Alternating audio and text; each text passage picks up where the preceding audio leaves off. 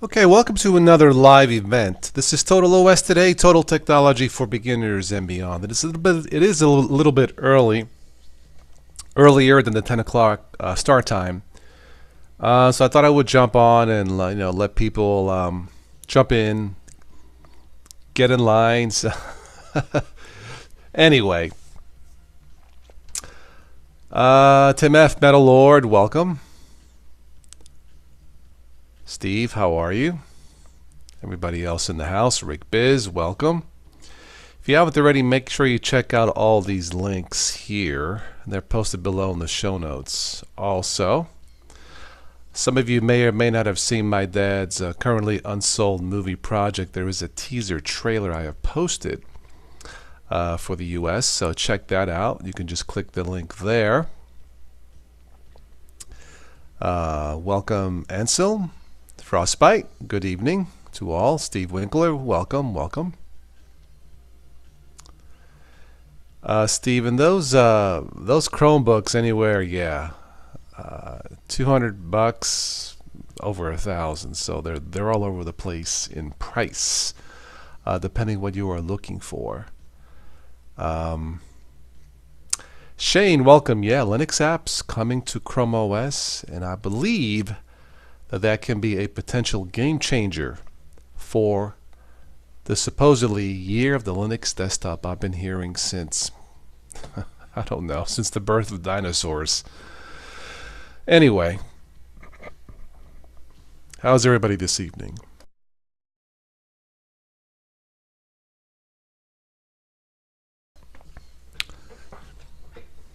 I spent half a day cutting grass, trimming, cleaning, and I was tired, so I grabbed the Mountain Dew Kickstart. What is this, like 110% caffeine or something? But anyway, I needed something to keep me awake.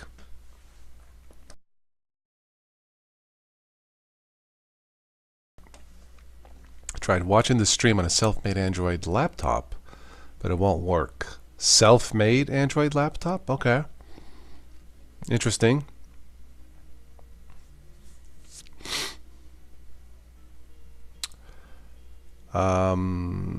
Hope that movie gets backing. Steve, I hope so. Based on a true story. It's a beautiful story, never been told before. It's a feel-good story with a happy ending. My dad put a lot into it. Almost 900,000 euros over 5 years. He almost died making it. Heart surgery. The film director is fighting cancer. It's a miracle they pulled it off. And now there's just one more miracle left to pull off, if they can do it. So I hope it gets backing also. He may have to. He's looking for a partner in Italy, an investor, and he'll just distribute the film himself. Put it out in theaters and let the people do the talking. But he needs a partner. He can't do it all himself. He's pretty much burned out. Understandable. After all these years, and he's on heart medication, and I do worry about him. I really, really do. But he's looking for a partner, so hopefully he'll find one. They can put the film out, and they can both be rich. Although that's not the goal. But anyway, good-looking trailer. Thank you, Steve. Thank you. Yeah, it's just a teaser trailer. I mean, the film hasn't been sold, so I could only tease so much, as it were. What I can tell you is that the movie has a happy ending, without spoiling it. And yeah, it's a little piece of history that people don't know. A concentration camp in Italy that saved the lives of almost 4,000 Jews, thanks to the Italians at that time. It's a beautiful story. And the movie tells the story of a Catholic priest who never knew he was a hidden child of the Holocaust. He never knew he was Jewish until the end. Anyway.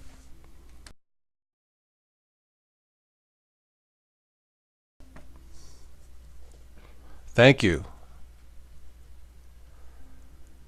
Thank you, Steve. Yeah, I obviously my dad, I wish him all the best. There was a private screening that went well last month in Rome, a VIP event. Uh, you know, I didn't go because there was already a lot on his mind, the stress, the time, and I'm worried. So I decided to stay here. I told him, Pop, don't worry about me. You do what you have to do. I guess it went well. He received a standing ovation for the project. He received an endorsement from the Vatican and from the Italian Jewish community. So I'm super proud of him. Super proud of him for what he's accomplished. I just hope the world will see it. I don't want to see him, leave this planet without fulfilling his dream. That would crush him. Well, that would crush me. Obviously, he would pass away, but we'll see, man. I pray every day. Sorry I missed it. What is the level of monetary your dad need to get this movie out? He's going to try and do it all himself. He needs between 100 and 200,000, which in Hollywood terms is peanuts. I think that buys you one nice camera nowadays in Hollywood. But that should be enough to distribute the film out in, I don't know, 50, 60 plus theaters in Italy, Rome. He will be the distributor. He will be the marketing man. He will be the publicity manager. He will do it all himself, which I'm worried about because of the stress. But he needs help, and that's what he needs. About 150 should probably do it. And trust me, like I said, in today's terms, it's peanuts. But he's put everything he's had into it. He can no longer do anymore in terms of finance. And he needs a partner. He knows what he has. The Vatican knows what he has. The Italian Jewish community knows what he has. But the politics always get in the way, and nobody's stepping forward to help him. I mean, nobody. Zero. And he's really ticked off about that. But I pray every day, and I'm hoping something will happen. I mean, there's nothing else I can do, really. Put the word out, and we'll see what happens. I did thank the film composer for the movie. His name is Sandro Di Stefano. He wrote 99% of the music. Beautiful theme. I hope the movie gets out, and Sandro then can be paid for the royalties from the music. He wrote the music on good faith, from what I understand, that the movie would be sold. So thank you, Sandro. Okay, so that's my dad's trailer. Again, those of you joining in late, check out all the links as I posted them at the beginning of the chat. And any questions or comments, just post them here. And thank you, Tim, for the question. But that's what it comes down to. Essentially, it comes down to peanuts, but that's what it is. Hi, Zanaris. How are you? Kagan, welcome, welcome. Let me begin by saying good evening. Very good, Kagan. Spin Viking, hello, hello, hello. It's 9:56. Okay, we'll wait a little bit longer. Tim, I believe you asked how to appear on the show, if you can or whatever. If you want to join me tonight, you're more than welcome to. Send me an email. You're welcome to join. It's free. Through Google Chat if you wish. I don't often do it this way, but I will extend you an invitation on faith that everything will go well. So you can send me an email at totalosttoday1@gmail.com if you wish to join. If not, that's okay, no problem. But I think it was you who requested how to join a live chat. That's up to you. But for this evening, I am extending my invitation to you. If you would like to support the channel, you can through PayPal. Thank you, those of you who have sent me contributions, both small and large. You guys are freaking awesome. I don't know who it was that sent me a contribution in an email.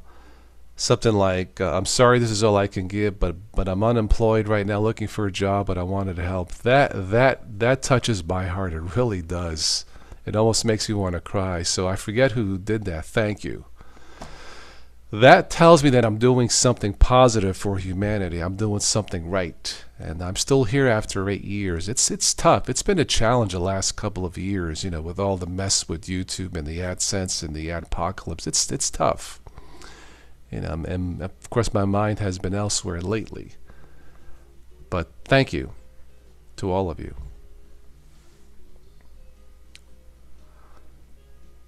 I sent an invitation out to Joe Panico. Hopefully he will be able to join in. We'll see if Derek jumps in. Derek from DistroTube. Do check out DistroTube. All Linux channel, pretty much. Someone asked me about the updates on Windows. How's it going? I did a full update today. I'll have a report this week coming up. I might do a Windows Wednesday. I'll let you know how things happen.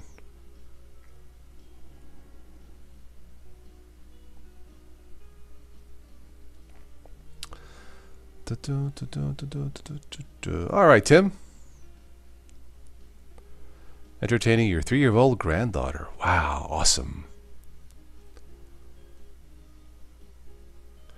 Have to blame someone to ruining some part. Won't say who because the community already know who did. Okay. Adam Vitali. Welcome, Adam. How are you?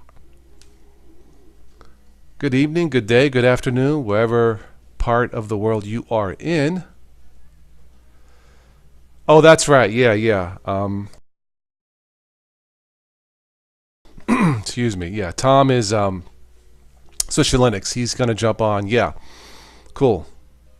Timo, how are you? How you doing, Tim? Tim, I think you jumped on a few weeks ago, 3 weeks ago on the stream. You are welcome to jump on, since I'm by myself tonight.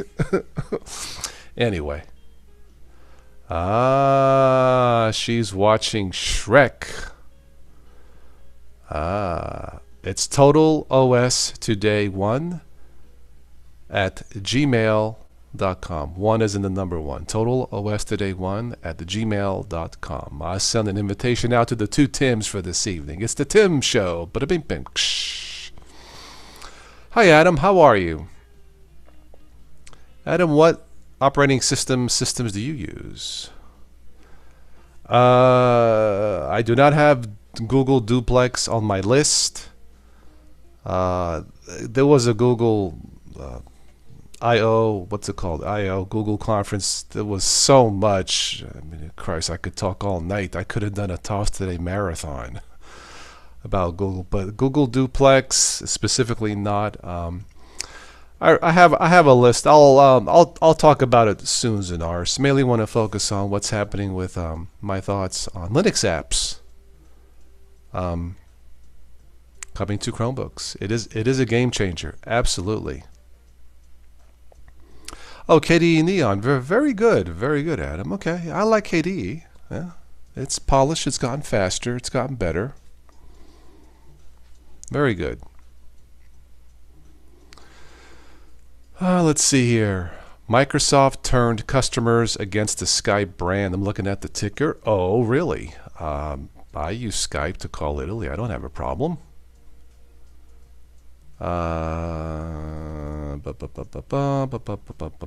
Okay.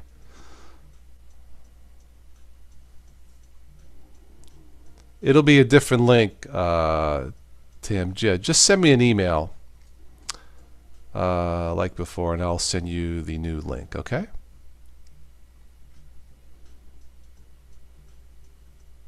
Yep, Linux apps ported to Chromebooks. It's a game changer. I mean, I'll talk about it, but so many years, the year of the Linux desktop, and it's a freaking mess. No, Adam, you have not missed much. Not at all.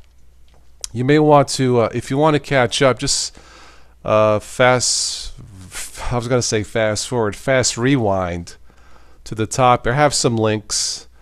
If you want to support the channel, Amazon link. You can check out my dad's Unsold movie project. Check out my cousin Gabriella. Awesome, beautifully gifted singer. Unbelievable. It's freaking unbelievable, let me tell you. And that'll get you caught up. Pretty much, Adam. So we'll get We'll get started here shortly. Maybe I can wait just enough time for Switch to Linux to jump on. And we'll go from there. I will not be on tomorrow evening.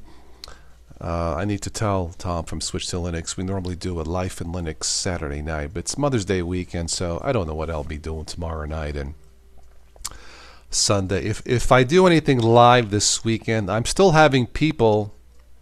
Hi, Charlie. How are you? Charlie, you can join the live stream if you want. Charlie is sometimes jumps on the other live show, Big Daddy Linux. If you want to jump on tonight, Charlie, just send me an email at totalOStoday1@gmail.com.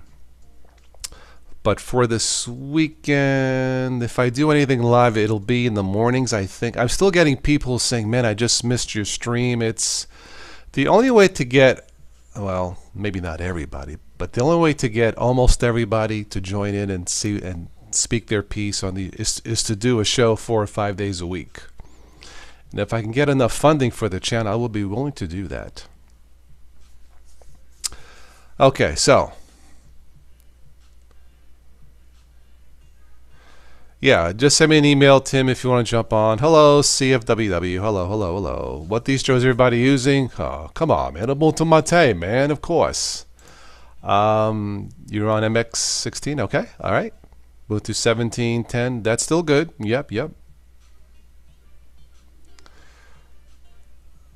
All right, Charlie, yep. Just send me an email and I'll send you the Hangouts link for this evening.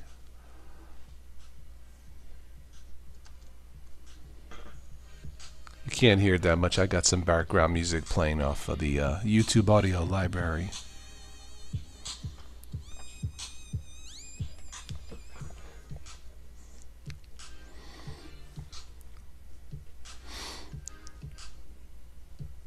But so far, I'm hanging in there with Ubuntu Mate 18.04.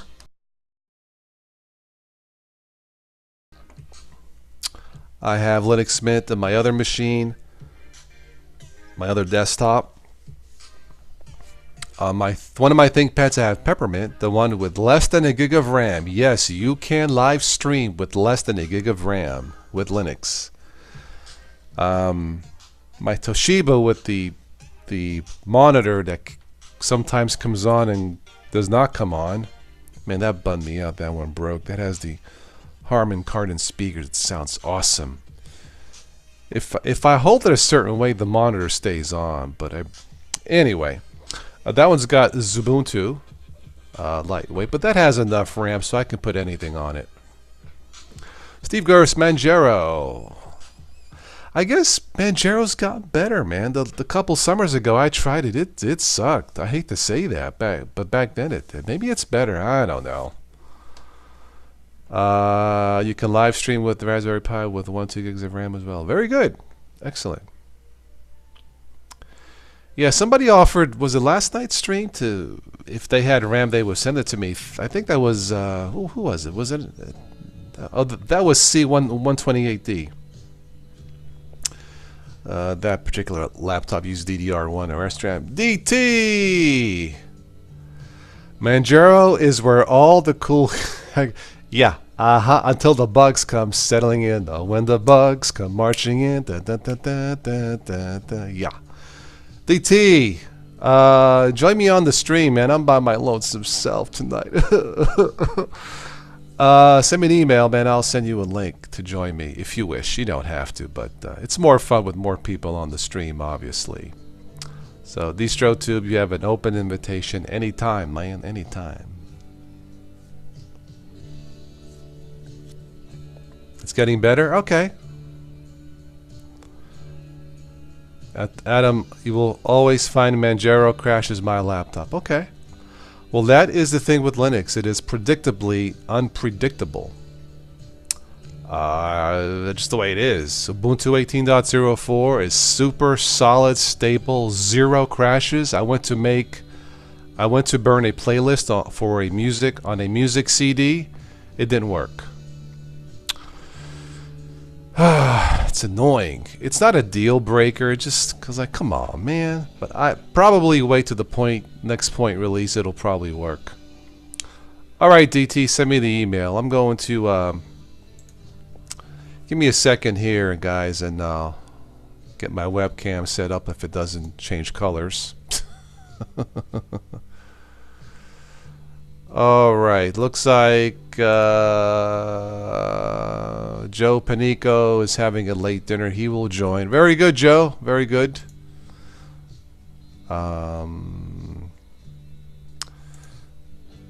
Checking the emails. Yes, as soon as I get your email, DT, I'll send you the link.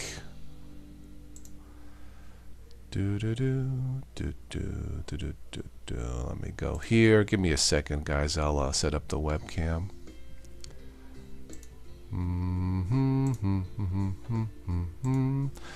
Wish I had a bigger freaking monitor. Anyway.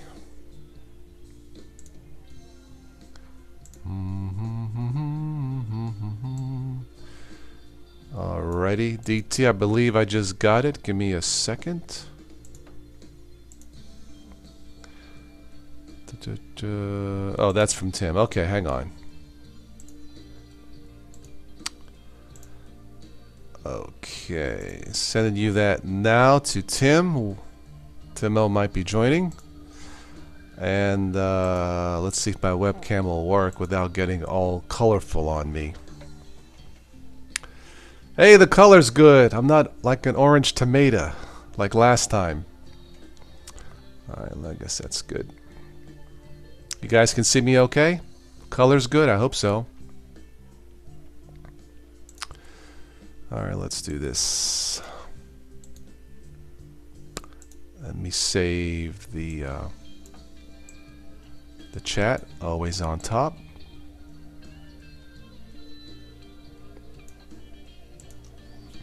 Okay, looks good. Thank you, Steve.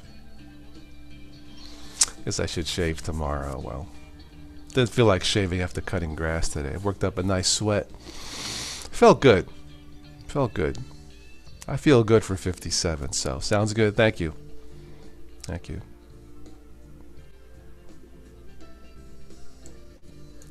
Adjust my screen here. Let's see here.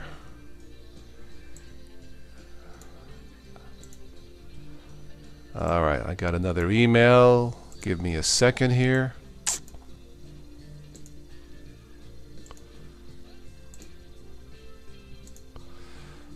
Okay, let me know if that works.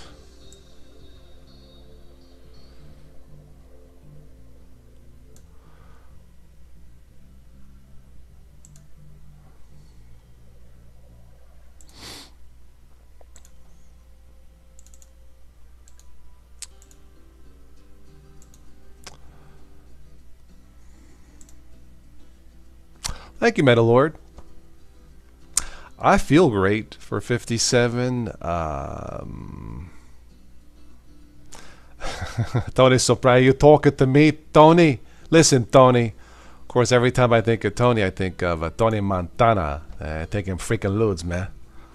Do you know?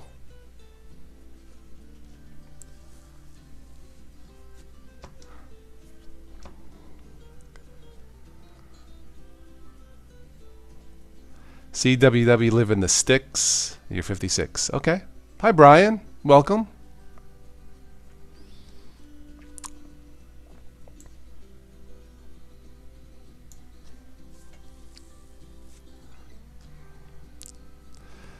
I always thought you were about 45. You know what? To be honest, Metal, I get that a lot. People think I'm in my 40s. What can I say, man? It's TotalOSToday1 at gmail.com. It's no secret. Exercise, lots of water. Hi, Derek. Hey, how's it going? Good. Watch the alcohol content. Positive attitude as much as possible, but that'll shave years off how you look. But yeah, I feel pretty good for 57. Anyway, everybody, welcome Derek. Please take a look at DistroTube. on YouTube. You can support Derek on Patreon. Just check out DistroTube on YouTube. Yeah. How are you, Derek? I'm doing good. Hey, everybody in the chat. I know a couple of people said hey while I was emailing you. I missed some of the chat. Yeah. Zanara says, "Oh, alcohol, I'm out." Well, I drink alcohol, but I don't drink the 6-pack. Well, that's the thing. Do it in moderation. Yeah, right. Like when I have a bottle of wine, I don't have the bottle of wine. I pour the bottle of wine in the glass and I'm done, you know. Right. And you got to stick to rules. Like my rule is I never drink before 9 p.m. Like you guys will see me have a beer with you or on Big Daddy's podcast, but I'm never drinking any other things I do. But the Lord don't this drink time of night, or smoke. Okay. Yeah, cool. I'll have a beer now because I know within 2 hours I'm going to be in bed anyway. So. Very good. I do try to watch. Say hello to Derek. Yep. I do try to watch what I eat though these days. It all adds up, man. It really does. It really, really does. It's it's no secret, you know. Let's see. Do this here. Output applications. All right, looking good on my end. All right. Rick Biz says, "I'm back." Okay, I'm back. No, Rick, it should be, "I'll be back." I'll be back. Can't wait for the next Terminator movie. Yeah. You know, Terminator. There's not enough of them. Terminator comes out. Arnold comes back on a walking cane. He's slobbering. I will terminate you. He's slobbering saliva. Maybe that should be the sequel. Like instead of Terminator Salvation was a good movie, right? I think it was, or like a sequel. It was kind of okay. Yeah. It wasn't horrible. Yeah. Maybe he should do a sequel called Terminator Salivation. You know what he's salivating? We can't make fun of Arnold though. He's had some health problems recently. He had. So. No, I joke Arnold. Yeah, I wish Arnold did. I think he had heart surgery, didn't he, or something? He did, yeah. No, he's. I wish him the best. I really do. I'm just joking because of his accent, but I've been doing that for years. Let's see. You know, he's 70 years old. 70, early 70. Yeah, I mean. Yeah. And he looks good. He's still. All things considered, yeah. Yeah. Frostbite, yes, you can join the stream. Remember, this is a family show, Frostbite, so there you go. I think Joe might join in. He's having a late dinner, so anyway. So tonight we're going to talk about some Google highlights. There was a whole slew of announcements. I'm not going to spend an hour on, but there's like 5 or 6 what I call bullet points I'll get into, and then we'll talk about the main theme about Linux apps coming to Google. I mean, to Google Chromebooks. I think it's fantastico. Yeah. In my opinion. Yeah. Yeah, and it doesn't make sense why there couldn't be some compatibility, considering they built Chrome OS on Linux. Right. Makes sense. Right. I mean, for years I've been hearing it's the year of the Linux desktop. No. Yeah. Maybe it's next year. No, and no. So people ask me, what about it, Toss? What do you think? And I've been saying for years there is only one company that has the resources, all the resource to make a mass-marketed Linux desktop, well, for the mass, and that's Google. Oh, I thought you were going to say Microsoft because they might try it eventually. well, they may, but we'll just stick with Google for now. Although Microsoft can do it if they want to, obviously. So can Amazon. Yeah. Microsoft will take the easy way out. They'll buy one of the big 3, Red Hat, Canonical, SUSE, Right. They're not going to build their own. No. Like I said, Google has already Linux books or Chromebooks. Can you hear me all right? Yeah. We can hear you. I can hear you, yes. Yeah. Sorry about that. Where are you from? Me, I'm from Texas. Got it. Okay. Hey, I'm a Cowboys fan. Go Cowboys. It's one of my neighbors. What part of Texas? I can't really say for safety reasons. Okay, cool. Sorry about that. Oh no, I wasn't asking for specific. It's just general. Texas is a big place. Yeah. Yeah. Mm-hmm. Yeah, Texas is a big Let's place. see. English Bob is in the house. How are you, English Steve? You are welcome to join also. Steve from the UK, from the Ubuntu Kingdom. Steve, you want to join? You just send me an email at totalOStoday1@gmail.com if you wish to join in. Denara says, do you think Google is trying to get off the Linux kernel? Therefore, that's through their building Fuchsia. I don't know about that. Yeah. Adam was thinking MS2. Actually, I think they're kind of building on the Linux kernel. That's where they first started. Yeah. No one wants to rewrite their own kernel. They just want to piggyback off of Linux. Yeah. Oh, right. That's right, Yeah, English Bob. It is 3 that's the a.m. basis there. Yeah. of everything. I mean, the GNU project still hasn't produced their herd kernel, and they've been working on it for 30 years. So, Yeah, pretty much for years now. yeah, but I don't even know why they still develop that thing. So Me neither. Let me get my notes ready here. I'll keep the chat up here. Okay. Let's give this a few minutes, see if Joe jumps on. Joe Panico, my good friend from Wisconsin, and we'll go from there. yeah, it looks like EB is gonna head to work here in a few minutes. Yeah. So, Yeah, I forgot he's 5 hours ahead there, so yeah. different time. Yeah. So let me wait a few more minutes, see if Joe jumps on. I've just got a few highlights here to talk about, and then we'll go into the main topic. Mate or meatballs. Yeah. Yes, it's mate and meatballs with Toss Today. But it's funny, Yeah, Google that's has a the code name best. for their project for Linux apps for, and I'll get into it. It sounds like something you sprinkle on pasta. Mm-hmm. Derek knows what I'm talking about. Okay. Yeah, really. I don't know what it is with these names with these developers, man, but it's Well, weird. you've heard the new Ubuntu is Cosmic Cuttlefish. So, I kind of like that. yeah. Tom is in the house. Yo, hey, Double yo, fish. hey, yo, you talking to me? Tom, send me an email, totalOStoday1@gmail.com, or I'll send you the link, or maybe I still have your email. Hang on a second. Yeah, Tom was just streaming a few minutes ago. I yeah. saw him. Yep. Yeah. Yeah, I was tired. I spent a half a day cutting grass and trimming, and I used 2 rechargeable lawnmowers. Any of them egos? Say again? Power or stuff? I'm sorry, I'm reading an email here. I like the email. Give me a second. Sorry about that. It's alright.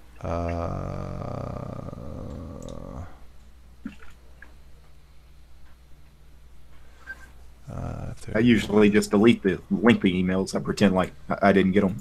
It's too many words. I've noticed in the number of spam emails that's been coming in through my Gmail a lot. Oh yeah. Like, yeah. Don't use Some of Gmail. them are really. Some of these emails that I usually get on Gmail are just pretty interesting. It's like wow. This goes out to Wonderful. just Tim Brief. You know who you are, Simini. Thank you for the email. Yeah, we'll get in touch later on. He can't come on. He's entertaining a 3-year-old granddaughter. He just stated that. Okay, yeah, family first, my friend. Absolutely, family first. Thank you for the comments, your kind thoughts for my dad, and yeah, we can talk later. Just let me know when is good for you, and we'll definitely talk. Thank you, Tim. Not a problem. You can't come on tonight. Not a problem, sir. Family first. Let me get out of that. Spider Eyes, Brendan. Hi, Brent. Brent, is this your first time on the stream? If it is, welcome. We have a custom. Anybody new, we have to say hello. And if it's not your first time, we say hello anyway. Welcome, Brendan. Hello, Brendan. Wolf Ranger, good to see you. Again. Okay, so you have been on before. Very good.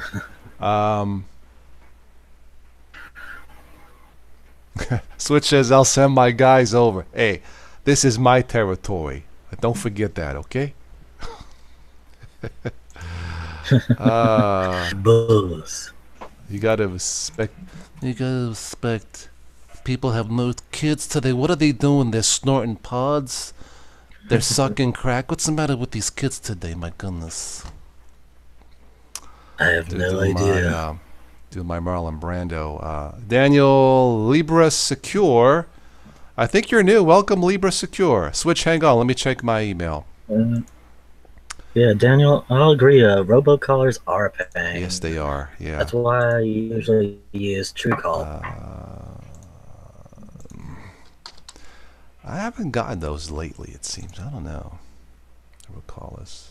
IRS scam called me, and it was on through one of my applications called Talkatone. I just tried ringing them up, but they never answered. I've even made a video on that, but yes, time for whatever reason, but I have not gotten a new. I check my spam folder. Sometimes it goes there, but that's blank. Yeah, so I have not gotten it. Anarita, hello, Anarita. You were always on my stream. Everybody, say hello to Anarita. How are you? hello. Or should I say it like Medea? Hello. I was gonna say, if I ever got one of those callers, spam callers, I can go either my New York routine. I'm gonna find you. I'm gonna shove that kernel down your or I can go into my Tony Montana Latino man. I'm gonna find you, man. I'm gonna call my Mexicano friends, and I'm gonna send them to your house. I just hang up. I am the philosophy. If you have no kind, good words to say, the best option is silence. Just a personal thought. Yeah. Hello, Anna. Yeah. By the way, I was joking about that. Tim F. Hey, Grandma and I can take some nerd time. Yeah, send me. You want to join in, Tim? Tim F. Invite is still open. Yes. You are open. Tim, send me another email and just write link, please, if you would, Tim. I got a lot of windows open here. A little bit too much. Too much. You need more monitors.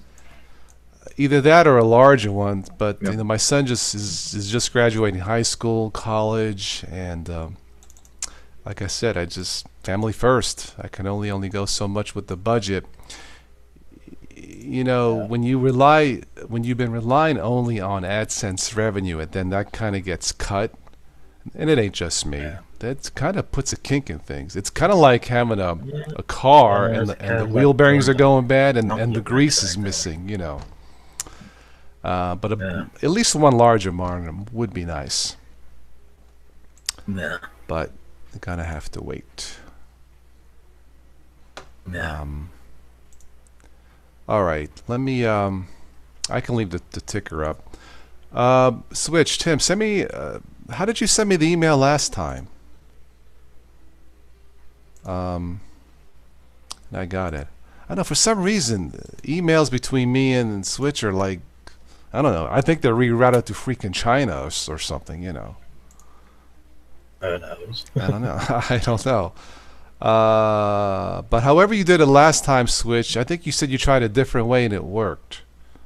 So, yeah, let's try, because I do want you on the stream if you have time to join. Yes. Oh, I can send it there? Okay. All right, hang on. Sorry about that. I'm not sure what's going on. So give me a second. Yeah. If you guys haven't already checked out Switch to Linux channel, please do, and check out our Life in Linux, usually weekly podcast.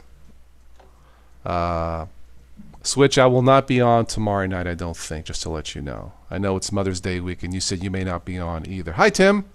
Hey, Toss. Good evening. Your mic is very low. Let me play with some settings. Yeah, okay. Let me try to get hold of Tom here. Switch, and we'll go from there. Okay, copy, paste that. Let's see here. Copy, paste that. All right, switch to Linux. Or should I say it in Russian? Switch to Linux. Some time ago, I guess Tom does his fireside chat, as it were, loud. I guess he had the next door neighbor come in the house who was Russian. So I joked. When he left, the guy said, I will kill American Linux. Let me know if that's a little bit better, Toss. That is a little bit better, Tim. Yeah, that's great. Yeah. Yeah. Too loud for anybody? No, it's perfect. Yeah. Welcome. Awesome. Nah, perfect. Thanks for the invite, Toss. You are welcome.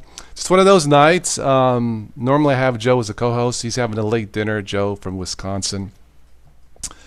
And I'll be honest, I don't really like doing these alone. You know, unless it's during the week, it's going to be a fairly short one, and I'm trying to experiment, like, streaming with my ThinkPad with less than a gig of RAM. But normally it's more fun with people on and get different points of views. You sent me the email right before this, right? If it's you, thank you. Yes, Thank that was you. me, Toss. Thank you. Yep, I'm that Tim F. Got it. Because there's a few Tims who jump on. Thank you. Yep, not a problem. Well, this Okay. is interesting. Joe Panico, if you're watching, hey, you're freaking late. Come on. Come on. Kickstarter. It is a Caffeine Friday night. Joe's probably at the club. I know. He's at Joey's club, eh? Joe never seemed like he was the club type of guy to me. Joe's a good man. Speaking of a good man, I'm still trying to find one. I know you're not talking about me, you're talking about a good man. We have switched to Linux. I got to do this in Russian now for Switch because of his Russian neighbor. Yeah, fortunately, I made a pizza he could not refuse. Made a pizza? Okay, man. Take the freaking pizza. Yeah, unfortunately, the downside of me making pizza is I ate the whole thing, and that's bad. So, Toss, this is just interesting to me. A telemarketer prompted Google to ban rehab ads in the UK. Ban rehab And ads. This is from The Verge. Okay. Rehab Yeah. as in like drugs, alcohol, things like that? Yeah. Wow. Let's see. Yeah, I'm gonna click. Well, even Why if would it that was be? physical rehab, yeah, that would be strange. But yeah, Okay. It was rehab ads for rehab services. no. Yeah. Oh, man. So you mean they're going to take away all them loads over there? That's bad for the Mexican economy, man. No good. No, I'm just kidding.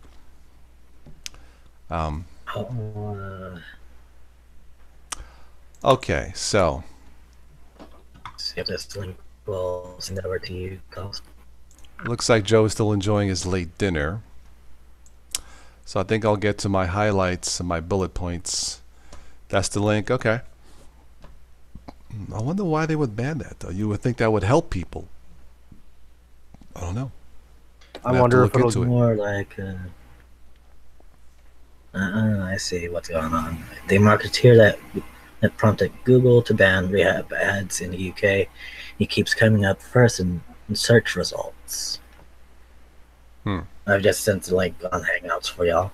Okay. I'm looking at the ticker. Here's a headline you just don't see every day. NASA will send helicopter to Mars to test otherworldly flight. Huh. Does it have a warp drive? Is it made by Uber? Maybe Might fall out of the obscurity. sky. That's a strange headline. I'm going to have to read that. Okay. Yeah, Google is that's building a Pixel-branded smartwatch because they can. That's what I really need. Another Google device. Sounds like it. I am Okay. I am They finding dropped the a Nexus few brand issues with and Copperhead. Pixel brand. For those curious on that, the reason I have not done a Bible study this week on my Christian channel is I use my phone for recording, and it actually turns out that you cannot record the video well when you attach an external microphone to your phone because it off syncs the video. So that's one problem I'm having with it. A couple other ones I had as well. But, I haven't really attempted to mod my phone, my HTC Max. It works. It's stable. Yeah, I just don't want Google services on mine. So yeah, I'm getting I understand. To that point. Have you ruined your phone? I hate it, but I might actually go back to Lineage because there's a few things I need to work on the phone, and external microphone connection is one of them. Have you I'm gonna chat tried with the developers. external? What's that? Your phone? Have Have you tried an external webcam with your phone? No, I've not tried that. I mean, all you need is an OTA cable for that to work. Well, I mean, I've used my microphone. I've used my microphone for a long time. It's the operating system. It could be the fact that this is running Android 8. My Lineage was running Android 7. But on Lineage, it worked perfectly. On Copperhead, it does not. Yeah.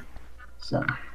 I'm looking at the ticker. I just caught this. Sorry, I caught this real quick. It says YouTube rolls out new tools to help you stop watching. That's counterintuitive. That's counterintuitive. Here's a note to viewers. Don't stop watching. If you stop watching, we're done. Forget about it. So keep watching. Forget about it. Forget That's about really it. strange. That is strange. I'm going to have to take That's a really look. strange. That might be a future topic, Tim. How much they're pushing like YouTube Red and all of these, cut the cord, cut the cable type of deals. But you're still watching. YouTube TV. Yeah, it seems really strange to me. Let me see. Yeah. Let me. What are they doing? Let me read this real quick. From the report, take a break. Reminder every 15, 30, 60, 900, 180 minutes. At which point the video will pause. You can then choose to dismiss the reminder and keep watching. No.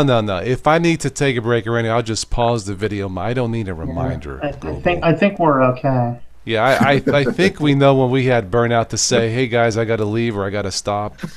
YouTube, stop with don't do that. Just fix AdSense or whatever you got to fix. Yeah. There's no reminder on my TV or Netflix or. Yeah, I don't. Netflix there is actually. There is. After if you binge watch 4 episodes in a row, you'll get a thing are you still watching? Is it a time limit or is it just a number of episodes? I don't know. I don't have Netflix. Okay. Well, I have Netflix. I haven't seen it. My cousin does, and so I'll catch Netflix up at his house. And, Okay. There's times when I've been at his house working, and when I work, and I boot up the computer. I play stuff in the background. Watching? I'm looking at the ticker. Sad news. People, Sci-Fi has canceled The Expanse, but its producers want to find a new home. Boy, that sounds familiar.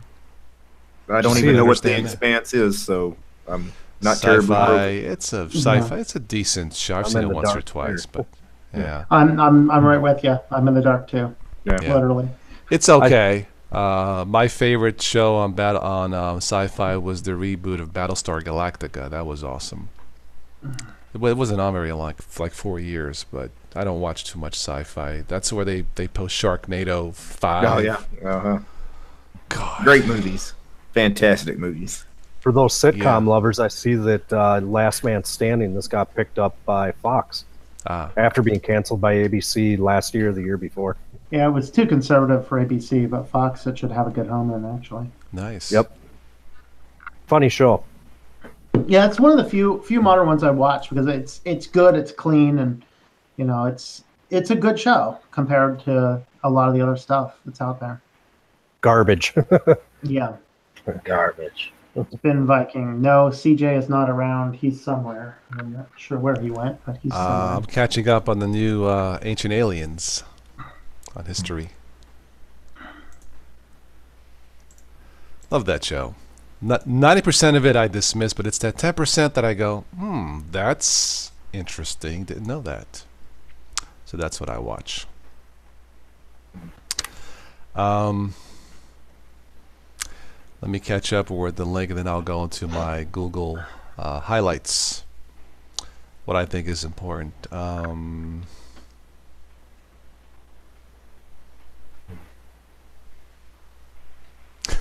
Sonara says, I think Tom reroutes his email through Albania. Yeah, that's what it is, I'm sure. Well, it's actually, I mean, the thing is that when you host your own email, depending on where you're at, some services will block it by default. The funny thing is, I don't know why Google does, because my Google account my email is actually a verified Google account. Oh. I don't know why it does. Like, there's not a Google account attached to it, but I have, or at least had, the DNS record set up where you could use it, because that's the one I was trying to send you from was my business email. Actually, no, the one I was originally, the one I prefer you send it to is, the reason I like that one is that is tied into my Nextcloud account, so I can grab it from any computer on a web interface. But yeah, my business email is tied into Google services, simply for that reason. But for some reason, it doesn't like some people's Gmails. I am whitelisted everywhere else. My whole IP block should be, but for some reason. All right, let me get into tonight's topic real quick here. I wrote some what I think were highlights from the latest Google conference. What is it called? I/O, something like that. So let me go through these real quick. But the main topic tonight is obviously, Linux apps coming to Chromebooks. But let me go through this real quick. All things Google. Yeah, CF, you had asked the ticker. It's TICKR, ticker app for both Linux and Windows. That's how I get some of the news, okay? All right, all things Google. Google Photos will suggest fixes like brightness and color. Gmail will have Smart Compose for pop-ups to help you complete sentences. Google Assistant will allow follow-up questions without having to say, okay, Google again. I think that's how that works. Something called Pretty Please teaches children to use polite language. Good luck with that. Isn't that what parents were supposed to do? Yeah, right, well, Tim. Yes, but parents are a missing factor in today's society. That's where I think Google is trying to fit in. Hey, if it works, I'm all for it. But it's called something called Pretty Please. I guess it's an app or something. Well, that was one of the distinguishing features in the Aristotle. Remember the Aristotle that eventually died because it was creepy beyond creepy? But that was one of the selling points of it, is that it would teach your children. Like, the kids couldn't just talk to it. There was actually a lot of research done in how people interact with smart devices, smart speakers, where it did not require politeness. And so it caused an erosion in politeness. That was there's a lot of studies from psychologists about that. And so the fact that they're implementing that solves one of those problems. I think they've looked at that research and said, cool. Okay. So I don't know. It'd be interesting to see if that actually does help or not, which I guess it would be my guess. All right, let's see.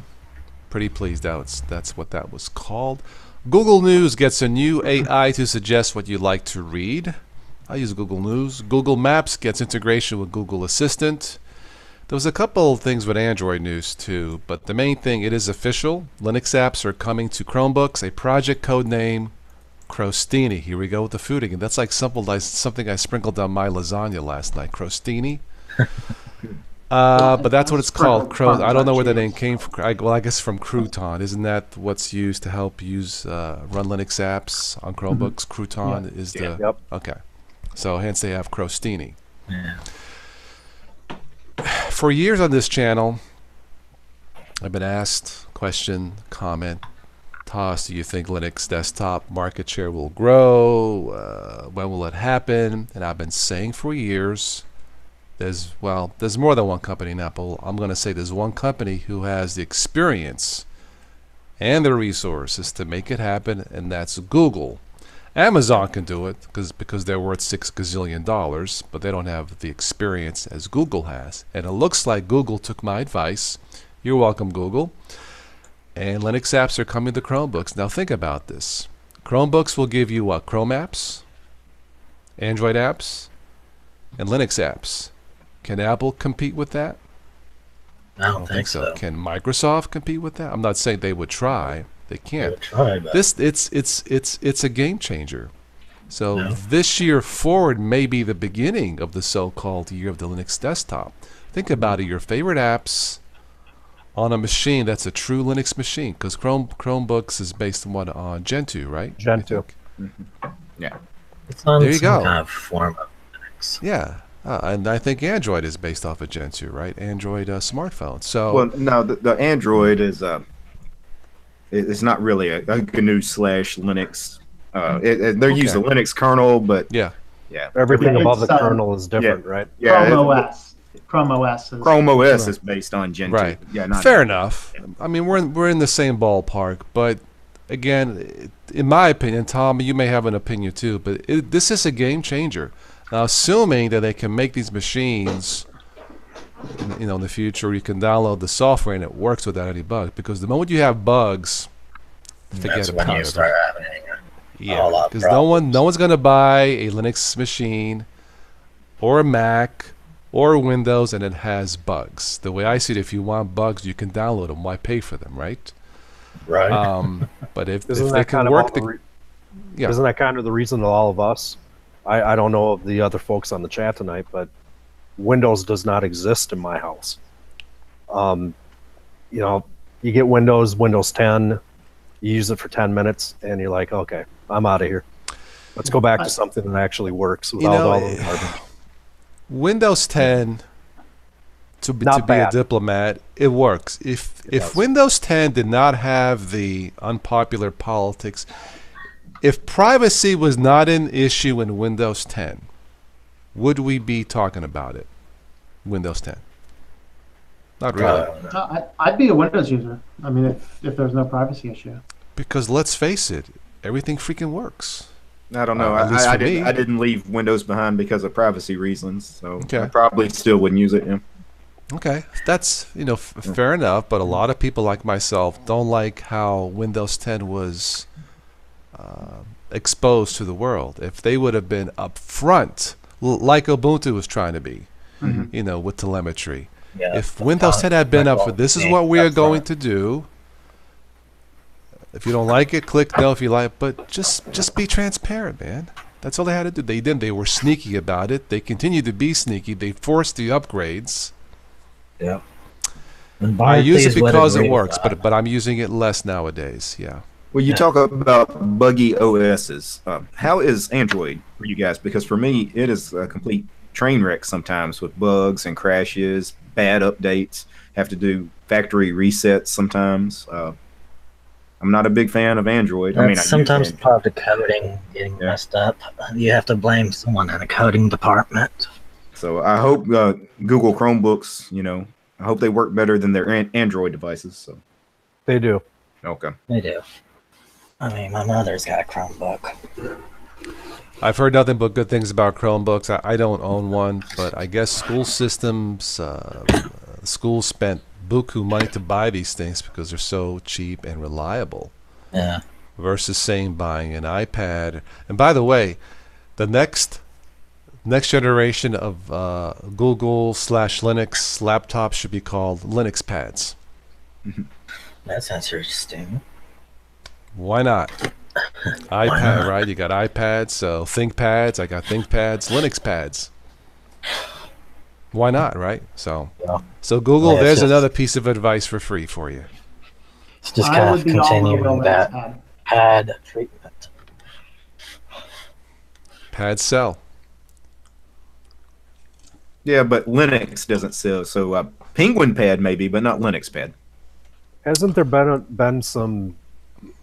I don't know. I have less than a handful of Linux devoted iPad type devices, tablets that have come out over the past 5 to 10 years. There was the Ubuntu touchpad, I think. Yeah. Wasn't there? Hey Joe, why did you show up? Hi Joe. How you doing? Can you hear me okay? Yeah. Yep, you're good. Yeah, call it the Google Pad. I'm sure they'll think. I mean, they have something called the Google Pixel ThinkPad, or not a ThinkPad, but the lap that's over $1,000, I believe. point is, if they can truly get these apps to work in the Chromebooks, which are out there by the millions, I'm assuming, and get these apps to work, don't let users have the problems I've had with multimedia. Trying to burn a music CD, can't do it. I got to search for an app. It's 2018, man. Okay, so a lot of people don't make music CDs, but that's not the point. Most Chromebooks don't even have a CD drive or a DVD drive on them. Correct. That is true. But they have a USB port, and you could easily pick one up. Yeah. Correct. Yeah.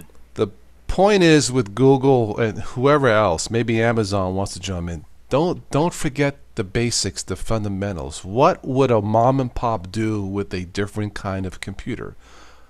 They want to make a DVD of their family photos, videos, maybe burn a playlist of music. Right. Linux today, at least for me in general, it still struggles, hit and miss, with multimedia applications. It's gotten better. Maybe, it's getting better, but yeah, I don't really have touch multimedia. Yeah, I don't really have any multimedia issues. I'm this everyday user, and I don't see any issues whatsoever. But if I was trying to burn CDs, I could see where I could run into an issue. Yeah, I seldom do that. Like I said, I still have a CD player in my car. I think they still make CD players for cars, but I wanted to burn a playlist of a couple different CDs and play it in the car and pop it in there. I couldn't do it. It's mainly for content creators, Tim, like YouTube or whatever. Filmmakers. Yep. They need to have apps and machines ready to go. For video editing, right. Audio. They can't spend. I mean, we already spend hours doing this in video editing or like audio editing or whatever. We don't have I want to take the time to search for an app to replace an app that doesn't work. Right. But then it's not fun anymore. Hence, Windows does it well. Mac maybe does it better, from what I understand. Linux can get there, but not yet. Yeah. It's getting there, but slowly and surely. No, Linux, since my days of using Linux the first time in 2006, leaps and bounds. 12 years later, leaps and bounds. So hats off to developers. I mean, my Linux Gold Standard, Ubuntu Mate, Martin Wimpress, thank you. Solid. Again, I'm kind of complaining because of what I do, but it's not a deal breaker. I was able to. Yeah, we complain about the problems we still have in Linux, but if you've been around for a little while, it's so much better than it was 5 years ago, and it's night and day better than it was 10 years ago. I mean, who knows where we'll be in another 5 years? Yeah. So. From my perspective, especially when it comes to the game. Yeah. From my perspective, I'm an everyday user. I'm a computer user. I don't do anything special. I don't do anything out of this world. I jump on. I want to be able to check my email. I want to be able to do word processing, spreadsheets, surf the web, and do things like this. And I would take 10 issues that I could have to deal with a new install of Ubuntu 18.04. I would put up with 10 issues there instead of one blue screen of death trying to deal with like Windows 8, which was the last real Windows usage I ever had. I would rather be where I'm at. So Daniel, I'm sorry. Daniel said, Tosser, are you going from MP3 directly to CD? Yes, to burn it. Tim, then in your case, Windows probably or Linux probably serves you 100% of the time. 99.9. Because we're not going into multimedia applications. Yep. Right. And Linux is perfect for you. Perfect. Also, almost perfect for me. Almost. But. If you're the kind of person that tends to fix their own problems anyway, Linux is great. Where it seems like Windows, you're kind of relying on somebody else to fix your problems most of the time. Unless you do newbie stuff like I did and forget to take your home full for your American Truck Simulator, and you have to start over from scratch now.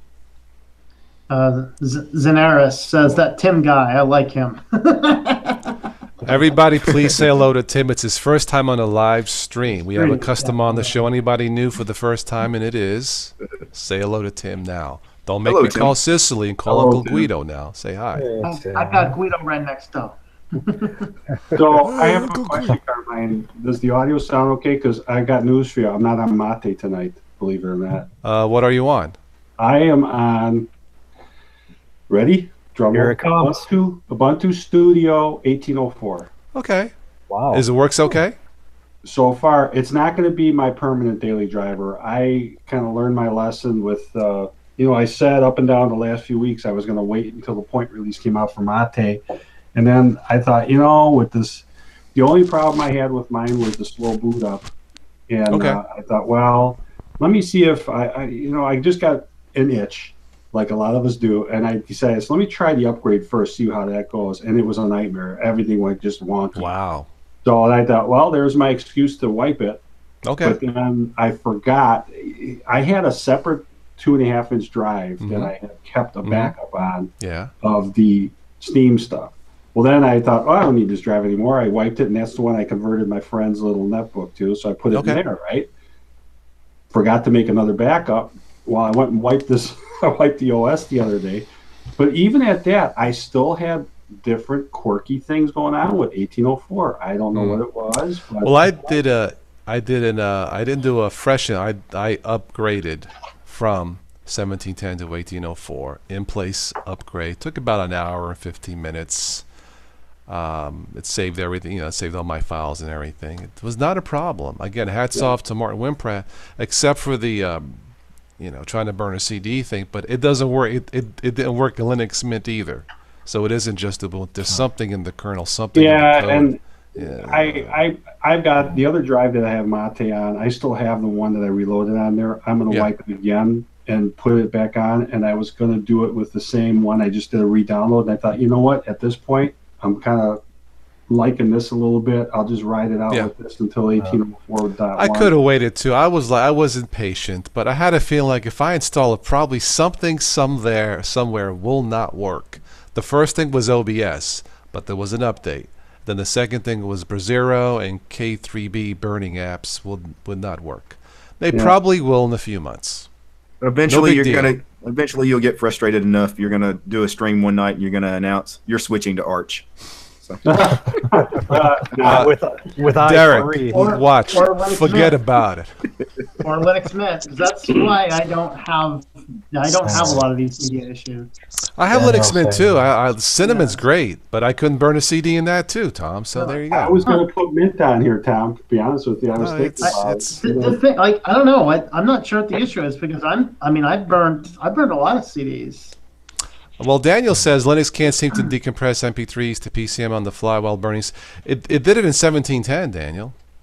Yeah, I haven't tried for a while, but it's just the apps need to catch up. The updates and the code and the kernel. That's all it is. Yeah. Here's a funny thing. I can't compile the Chromium app for Android on Ubuntu 18. There's a package that will not install. Interesting. If you try and install it, it says you have to use Debian, Ubuntu 14, Ubuntu 16, or Ubuntu 17. Wow, that's weird. I can't install it, so I actually have to wipe an entire computer. By the way, Timo, say hi to the other Tim. Hello, Tim. Hey, Tim. Hello, Derek. Joe. How you doing? Toss. All the Tims here. Yes. All the Tims are here. Here briefly there, Toss. Long week. Hey, Joe, does I've lost my place over the week. Joe, does Robert.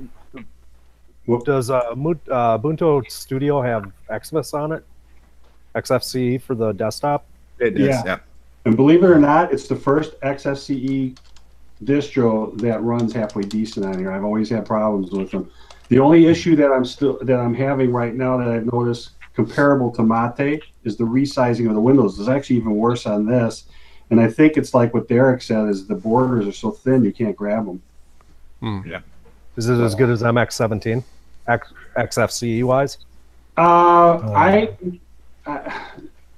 do I say that? I like MX17, but it doesn't like this machine. The fonts, even with taking the hinting off or whatever, it's still MX17 is a lot faster than this is. Although this is pretty snappy for being an Ubuntu base.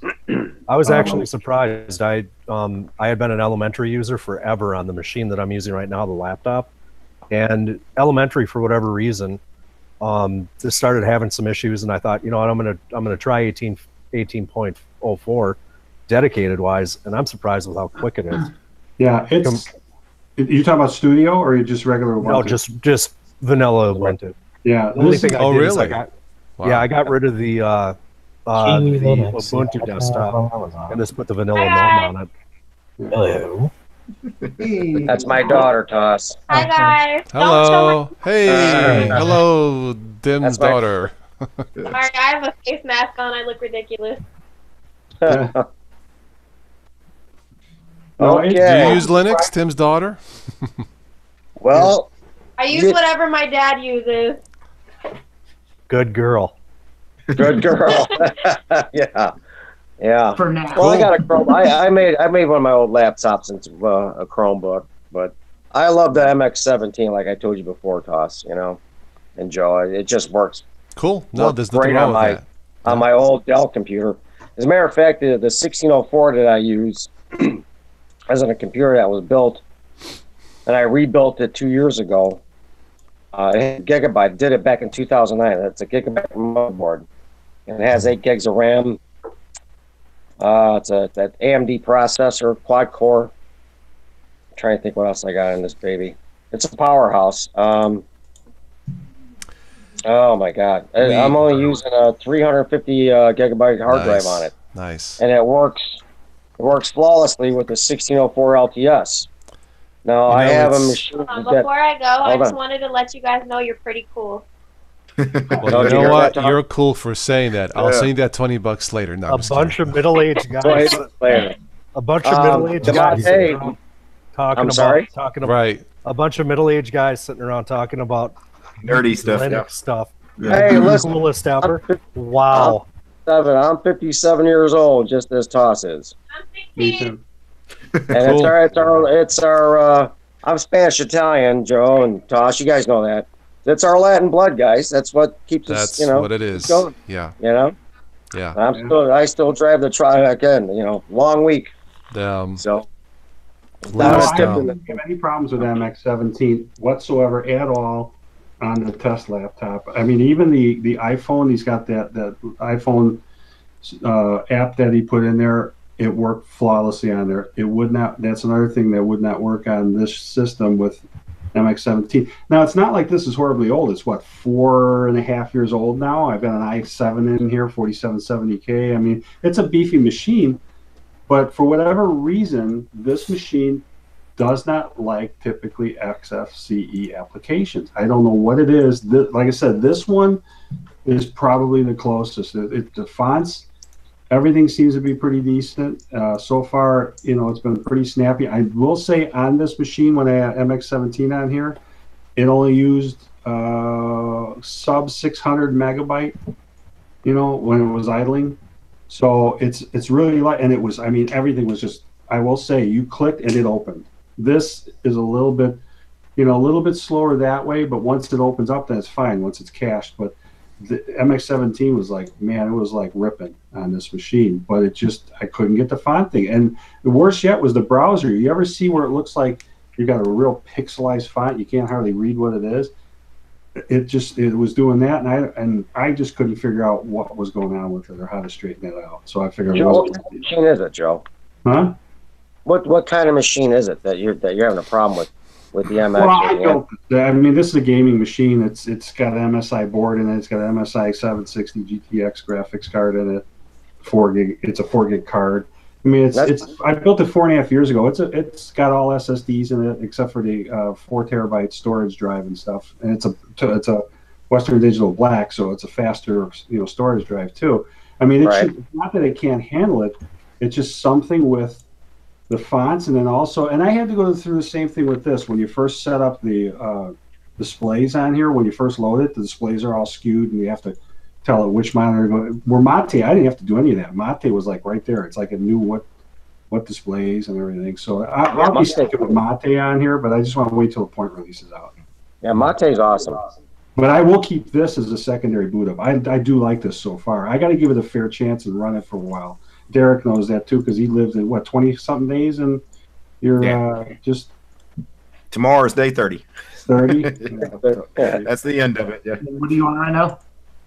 I was living and a tiling window manager and using only terminal-based applications for 30 days. Well, where I could, obviously. I'm in Hangouts right now, but yeah. I think the long and short of it is Linux is still hardware. Yeah. It is.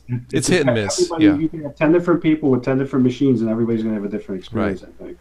I will tell you, as somebody that uses multi-monitors, you're always going to have that problem having to set up the arrangement of your monitors with the NVIDIA settings or whatever you use. That's just normal. Anytime I install a new distro, I always have to, rearrange how it sets my 3 monitors because they're always out of order.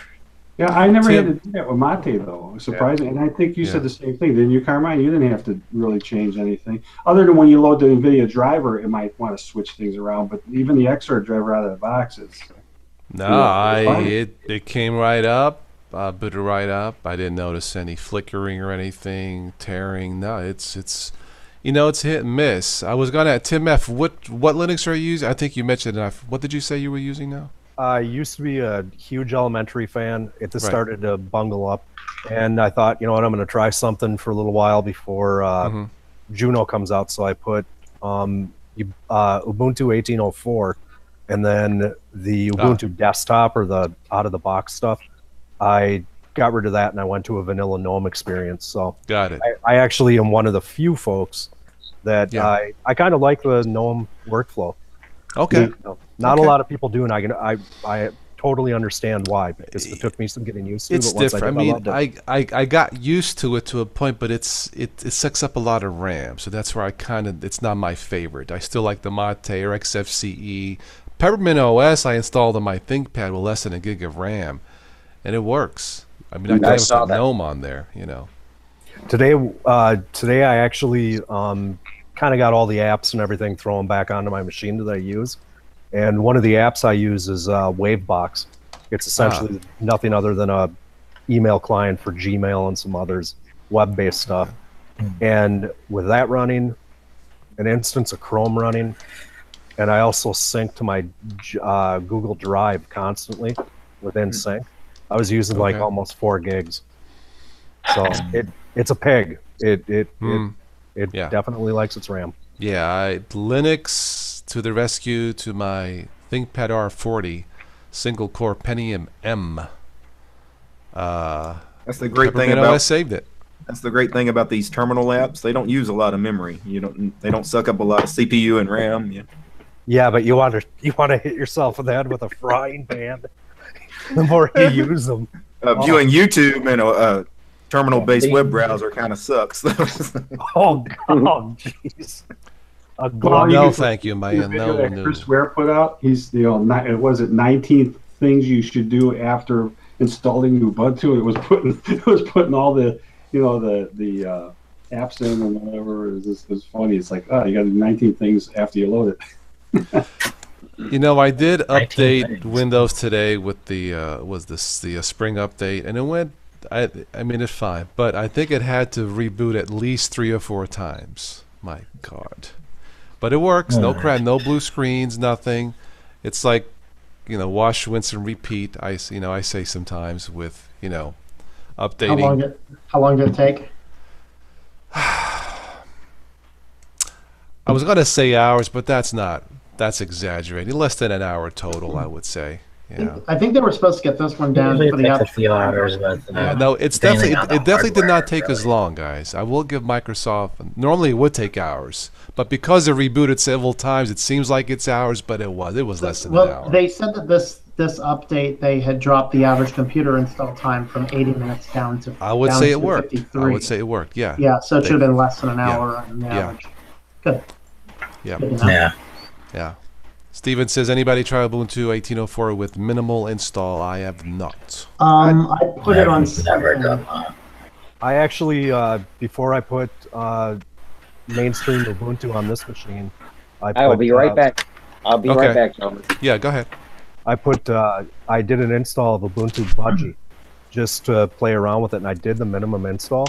And one of the things that I found is some of the panel applets were not working correctly. So I thought I didn't invest a lot of time, so I did a reinstall without the minimum install, the full install, and everything worked fine. So I don't know if there's a functionality thing when you do a minimal install, but the applets didn't seem to work that well.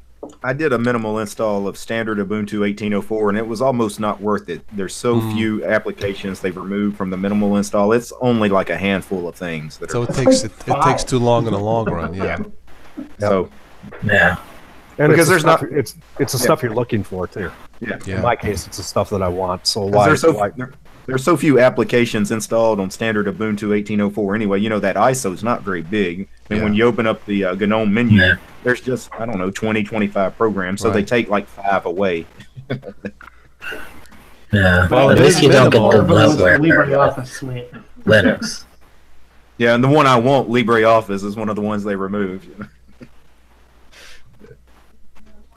Well, like I said, it's minimal. I don't use it. I like to have it somewhat loaded, then I'll pick and choose what I need and don't need, Yeah, or, I wish they would leave it. Yeah. I wish they would go the other way and install more stuff I need. Like, why did they not have GIMP on there by default? They used to many years ago, and then they removed it.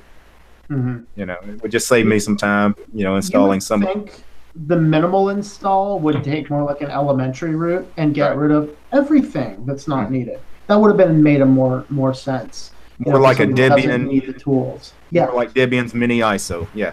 That's the way I would like it to go. Yeah. Okay. All right. Let's see. For the viewers coming in late, this is a Friday night chat. We were talking about Google, or at least I was. The Google highlights from the last conference this week. We believe that Linux apps coming to Chromebooks is big because of the exposure of the Chromebooks as it is in school systems, people buying them. This may be the beginning, in my opinion, of the so-called year of the Linux desktop. We'll see. Google has the resources. They can do it all on their own. So we'll see what happens. But it's good news, in my opinion. If we have any newbies out there watching, please say hello. This is why I created this channel over 8 years ago now. So thank you. If you have a question or a comment, maybe you went to a forum that wasn't friendly for whatever reason, and you don't have to use Linux to say hello. Just want to let you know. You can say hello. You're happy with Mac or Windows, and that's perfectly fine. Just want to let you know, those of you watching who are new. Run with the Dolphin is in the house. He says, fussing with the youngest. He ripped off the key off his laptop. Oh no. Well, miffled. Yeah, keys are always fun to fix, right, Joe? Yeah. Yeah. Actually, it's kind of a pain to fix those keys. Sometimes you just pop a new one right on, depending how it's made. I don't know. Yeah, just super glue. That's all. Okay. All right. No. No? I saw a story about somebody that did that. And the worst part is it gets stuck. It gets stuck down. And it got into other keys too. And it's like, I was actually waiting to see if anybody picked up on it. Joe was the person. Super Glue OS, yeah. That's the OS that keeps sticking around. I have one of the E key on my first keyboard on my Surface Pro died. Unfortunately, with those, is when just pull the keyboard up and you buy another one for $50 on eBay. Yeah, or use the on-screen keyboard.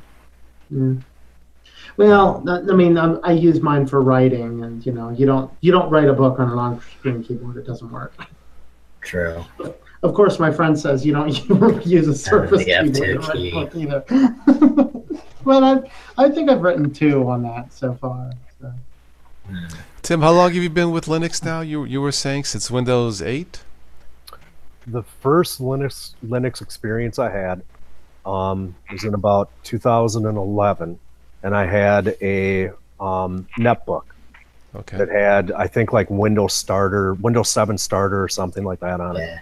Got sick and tired of it, and thought, I wonder if I should look at Linux. A friend of mine back in, say, 97, 98 had been playing around with this goofy thing called Red Hat. And I thought, I'm going to look into it. So I downloaded Ubuntu. Boy, I don't even know what. In 2011, I think that would have been like, I think it was the second. It was the second or third. It was the second to the last version with GNOME 2 before they went to Unity. 2010, 2011. Yeah. Mm-hmm. Yep. Yeah. And downloaded that, and as time went on, professionally, I always had to stay in the Windows side, and then I got stuck into the Mac side. I got my employees to look at Mac, and it, hated it. Overpriced hardware. The hardware looks nice. It's not bulletproof as much as, say, I'm talking to you right now on an HP laptop that was $450. Yeah. And it's as good as any Apple product I ever used. Nice, yeah. And I've stuck with Linux. Now, I'm a little bit younger of a guy, but I am, for the most part, I am retired. I do some stuff that doesn't really amount to a whole lot, but I've stuck with Linux simply from the aspect is I believe in open source. I believe in the community behind the open source project. And in this day and age, nobody should be without a computer. And I think the open source projects have a better conduit to be able to get that into the hands of people that need a computer more than Microsoft or Apple or any of the other larger tech companies, Google or anybody else would really do. I think the Chromebook is probably about the closest from a major publicly held tech company that's going to help that. Yeah. But I like open source. I've put it on people's computers. They love it. My wife uses it. She came from a Windows background. Nice. She had some teething pains, and she still does from time to time, but it does exactly what she wants it to. And she's kind of like an everyday user like me, so it works out great. Nice. Yeah, I started off in 06. It was more out of curiosity, of course. Back then it was Windows XP, and I heard of something called Ubuntu, and you know what? It really. I started to get comfortable with Linux right when I started this channel 4 years later, which was 2010, where I thought there might be a future with Linux for the masses. Congratulations on 8 years again. Thank you. Thank you. Yeah, I met a lot of interesting people. My first podcast was in 2011 with Infinitely Galactic IG. And we used to do those there. Then, of course, I met Spatry and other people. But you mentioned about it's all about the community. I think in the end it is. It isn't just about the... Yeah. I need to rephrase it. It's about communities like this, because I think all of us that have, no matter from what level we're at with Linux, any one of us at one given time or another, I would tend to guess has visited a forum that you go to the forum with the ideas is, you know what, I'm a new user, I'm really excited about what I'm looking at on my screen, except there's this one thing I can't figure out. Yeah. And you go to a forum and you essentially, can you help me? And in some forums, I'm not saying all, and I'm not trying to pick on anybody, but some forums they're pretty crass. There's some people that aren't very nice on some of those forums. And Derek, you put a video out about that not too long ago. Yeah. And it's like, wow, brother, you nailed it. At one time or another, I've visited most Linux distro forums, and there's 3 or 4 that can be really, really bad for the new user.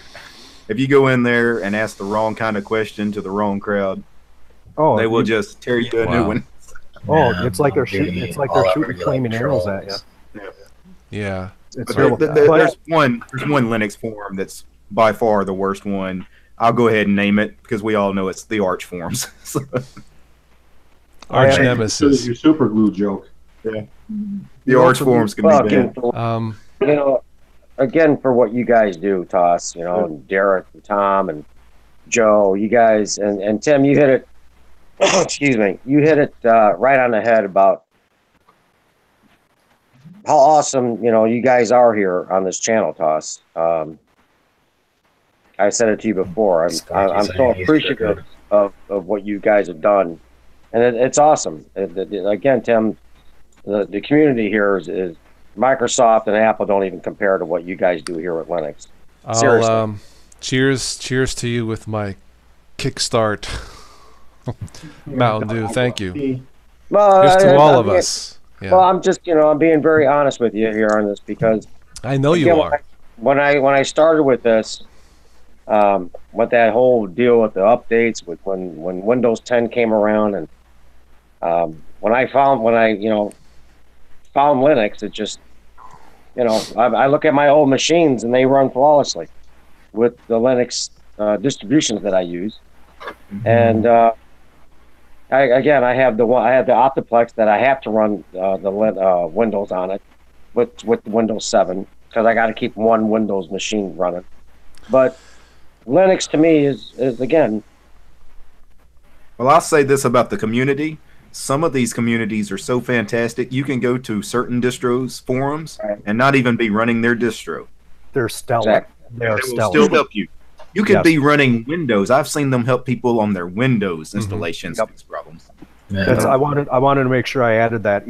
Even with the problem forums, you know, I tend to kind of work with the ideas. There's only like 10 or 12 really mean people on the face of the planet. Yeah. It's just they move around a lot. Yeah. They're just all over the place. Yeah. And, you know, like Derek said, there are some forums out there that are just beyond helpful. They're awesome. They're great. And you can't say enough good things about them.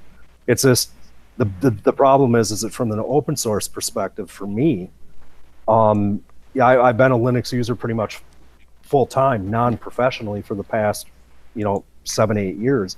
And I kind of became, to the degree is when I would try a new distro out, I go to a forum and say, hey, I'm having a problem with this.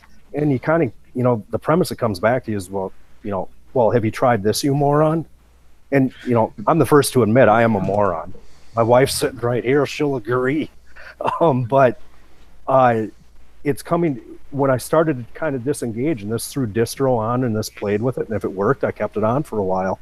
I never went to the forums because I just kind of got sick of the forum mentality. But it was communities like this. Derek and Tom, what you guys do is awesome. Toss, what you do is awesome. Joe, your inclusion and everything that you do is great. And it's the perspective that I gained from you guys as to what to try, because I'm smart enough now where I don't need to go to a forum and ask a question. I have enough knowledge that I can just type in my issue and find the answer without really having to ask the question. So I kind of avoid having to deal with some of the less than nicer people out there. Yeah, I'm the same way. It's probably been several years since I've actually posted a support kind of question in a forum or an IRC chat. I search out the problem. I know it's in a wiki somewhere. I find the solution. Yep. Yep. Metal Lord says, what do you guys think about video capture on Linux and devices do you recommend? It depends on what you're doing. I just ran off to grab. This is what I use for converting VHS tapes into digital files on Linux. This guy is, I don't know, I paid, $20-30 for it online. And it basically just, it has your basic connections into the back of the system. It plugs in via USB port, and I actually used OBS. This seems to be the best program to import with. So and that does a pretty good job, Tom. What's that? That does a pretty good job. Yeah, it does. It does pretty decent, actually. Obviously, recording from VHS tapes is certainly not DVD quality, but you really can't tell the difference. Let me see if I have one available here, but you can't really tell the difference between what was there. So I think I had an old movie here that I used that. See if I can find it. That'd be great. My dad has probably 3 dozen old VHS tapes of Laurel and Hardy movies that he recorded back when I was 4, 5, 6 years old, that we used to watch when I was a kid. And he's got them all on VHS, and I've heard good and bad things about bringing them to a professional service to have them. All right. So I'm not sure we're going to really get much out of this, and hopefully my camera doesn't crash, and if I can find a wiring. So this is recorded from a VHS tape. It's just a movie. It's called Second Best. Just a movie I had on VHS tape. And, it's clearly VHS, but it's actually good quality. YouTube is a great way to find solutions to most problems. What's that? Yeah. Right. Yeah, and like I said, I originally got that because I had, we had home movies from long ago. My brother and I did some very de-edifying things as teenagers that were wonderful things to keep around for show our children, like, oh God, how stupid were we? And I grabbed those tapes, and so I recorded all those into digital files. So when VCRs vanish, we still have digital files of of old home movies and stuff. I wanted to relate a funny story, and we talk about technology, but it's really it's like you guys are saying. It's about the community, whether it's the Toss Today community or DTs or Tom whatever's. But it's about the people first.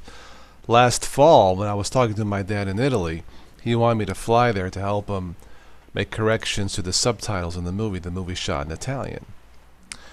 He says, well, maybe you should come over, fly into Rome to the studio. I said, Pop, it'd be great to fly there, but have you heard of email? Send me the script. I'll read it. I'll make the corrections. So, he's like, oh, okay. Well, I don't have a computer. I'll get to my friend. No problem. What do you have to say? Anyway, to make a long story short, I got the script and I'm reading it. Okay, well, this needs change. I took notes. I called them on Skype or whatever, Gmail or Google Talk, and I said, okay, well, let's go page by page by page. And technology fixed that, Yep. I sent them the corrections. He agreed. They went back in the studio the next week, next day, whatever it was. They made the corrections. And I said, look, it doesn't have to be perfect. People will get the emotion and feel of the movie and the scene. Just make sure that it makes sense, when they're reading it. And that's all it took, But technology is a tool. So I just dropped a YouTube video I have on how to use that device and record your audio into there. So okay, cool. That was a video I did that almost, I don't know, about a year ago or so. Actually, yeah, it was exactly May 20th, 2017. I did a video on how to convert your VHS tapes using OBS on Ubuntu Mate. So I just dropped that in the chat there. Hey, Tom, can I see the package for that device again? You got it handy? If I can find it. Where'd it Behind go? you. All right. So it is video DVR USB 2.0 video adapter. It's some cheap Chinese, made in China type thing. Okay. They make one for Betamax. Beta what? Well, Betamax. It actually depends, believe it or not, on what type of outputs you have. So this will support any of your 3-channel composite, left, right, and video, or it also supports an S video. Okay. So it probably would work. Yep. Yeah, and I'm guessing that Betamax is going to be one of those too. Betamax, boy. VHS versus Betamax. I remember that. Do you guys remember? Even Tecmo had something about that on this channel. Yeah. What were the name of those disc players? Laserdisc. Laserdisc. Yeah, weren't those like 10 or 12 inch players? Yeah, they were 12 inch. They were actually way better quality even than Blu-ray because they were like pure video. I mean, they were amazing. The problem is just had no port. Yeah, it was all based on a raw video. And I love those though. I had a Laserdisc player with 30, 40 Laserdiscs. They were the best. I remember them. Sure. Just based on raw video, though. Yeah. The only other thing, I think I have one disc still in the house that utilizes the same technology, and that is, I wonder if it would play on Linux. That'd be a fun thing. It is a old music CD. It was a Madonna single, Papa Don't Preach Madonna single. It was done in, the only reason I bought it was because it was the only CD-sized disc I've ever seen that would play in a Laserdisc player. That's actually why I bought it. But it's like an MPEG video. It's I'll have to see if let me dig it out. Let me see if it'll play on Linux. That'd be funny. Well, you'll have to probably rip it directly from a source. I never took Tom as the guy who would be watching or listening to Madonna. And Madonna's one of my favorites back in the day. I hate modern music though. So. I like some of her songs. What was that song? I loved everything she did. Latin beat. I fell in love with San Pedro. La Isla Bonita. Oh, I love that song. Yeah. It has a nice beat. Yeah, it's a very cool song. Yeah. I had to. Many years ago, I was asked to sit in with a band, and it was an all-girl band, and they played some Madonna tunes, and it was some of the. It wasn't bad. It was fun enough to play. But I kind of have an appreciation for this funny type of music. Well, I've always been a rock and roller, so what instrument do you play there, Tim? I started playing the drums as a 3-year-old with pots and pans and wooden spoons. And I picked up my first pair of drums at the age of 5, and started taking lessons at 7. Drum And Cool. I'm 40. How old am I? How old are 47. you? I'm 47 right 47. now. So I've got Okay. I've got 40 years. I don't have it anymore. Jeez, I feel like I'm the only youngster in here. My Nope. son Nick plays drums and guitar. That's why I'm there. My Nice. 31-year-old. Yes. You My play dad the, plays the keyboards. Yeah, drums And, are one of the and few and things the I just accordion. I could never learn the drums. I never took the time to get around on the drums. most drummers, to a degree, they're not known as the brightest in the musicians world. Yeah. You know, I don't know. My son's pretty awesome. Self-taught, so good for him. Yeah. I For don't him. know. Takes a special talent. I think I said that drummer. I put that drummer joke on the chat a few weeks ago. Yeah. Drummer walks into a music store and says, "You know what? I'm sick and tired of being made fun of. Give me that accordion and that French horn." The guy behind the desk says, "Well, you know what? The radiator has to stay, but you can take the fire extinguisher with you."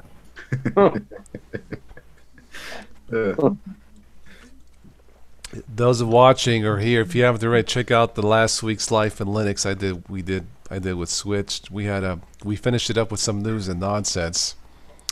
I don't know if you guys. I saw some of that.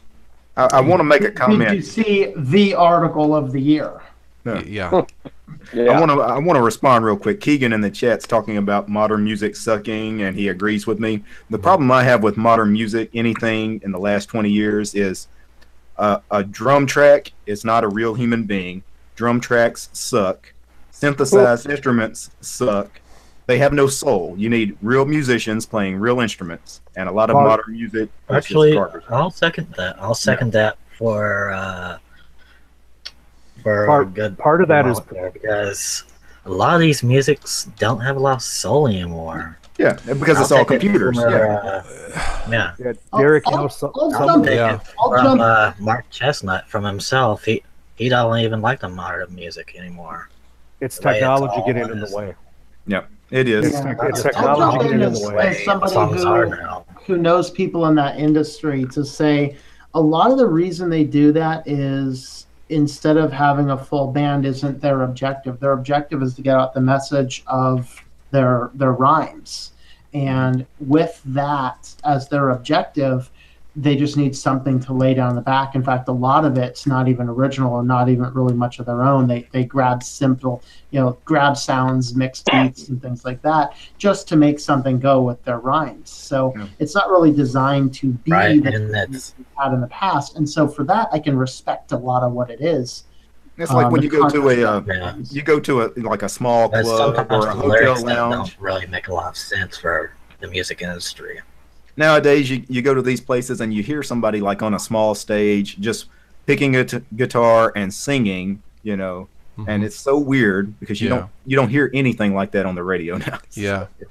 A big thing is technology, Derek. The few times the times that I've been in a studio to record any drum tracks, an engineer wants me to sit down and he wants me to play the snare drum track. That's it. Yeah. And then record the kick drum track, and then record other pieces of the drum track.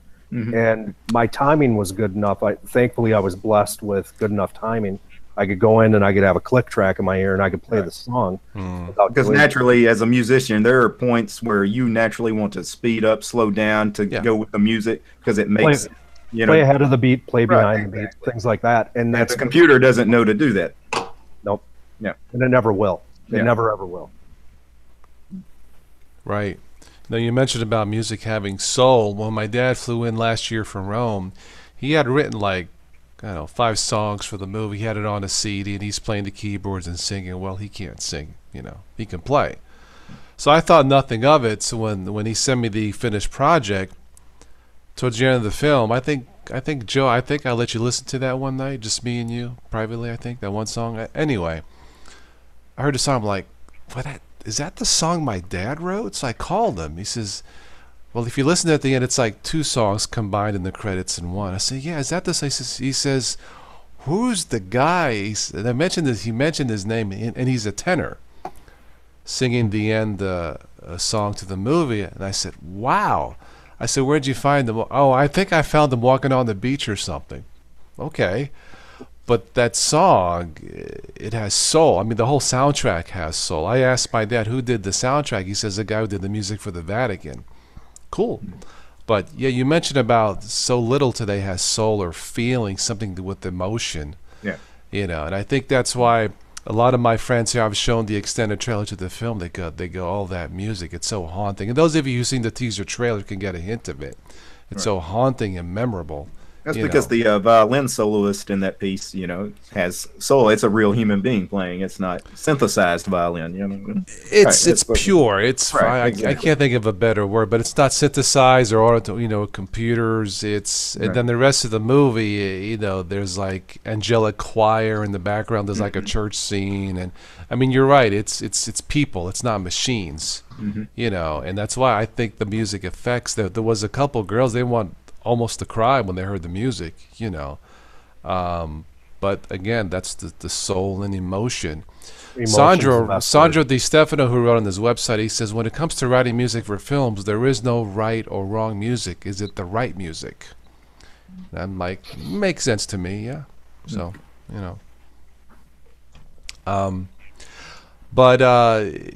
Yeah, music today, I can listen to some of it, but you know, I play more top 40 jazz. Yeah. So, you know, George Benson. This movie of your father's toss. Yeah. How can I watch this now? I know you brought it up before. I posted a link for a teaser trailer. Have you seen it? I've seen that. I've seen that. Yeah, that's all that I'm allowed, authorized. I mean, my dad put it in my hands, whatever I want to do, but officially, until it gets sold in the contract, look, it's all the legal stuff has to be taken out, you know, out of the way. Okay. All I can do is post what he authorizes me to do. Now, on my own, you know, I got the movie. I got the whole thing A to Z. And to my close friends here, I've posted, you know, or I haven't posted, I've shown them on my phone and my tablet more of the movie, you know, in private. But I can't really post it on the web, obviously. Yes, I agree. But until the movie gets sold, I can't really show. Believe me, I want to. I want to show it so bad. But my dad says we have to wait till we get a contract on it. I don't want this to be stolen. It took me almost 7 years. He almost died. He had heart surgery. He came out of it. The film director's fighting cancer. I get it. You know, they pulled it off. In spite of everything, they pulled it off. It's a miracle. All post-production is done, Dawson? Say again? All post-production is done. Oh, yeah. Pretty much, I mean, they could go back in the studio and tweak here and there, you know, as with probably a lot of movies.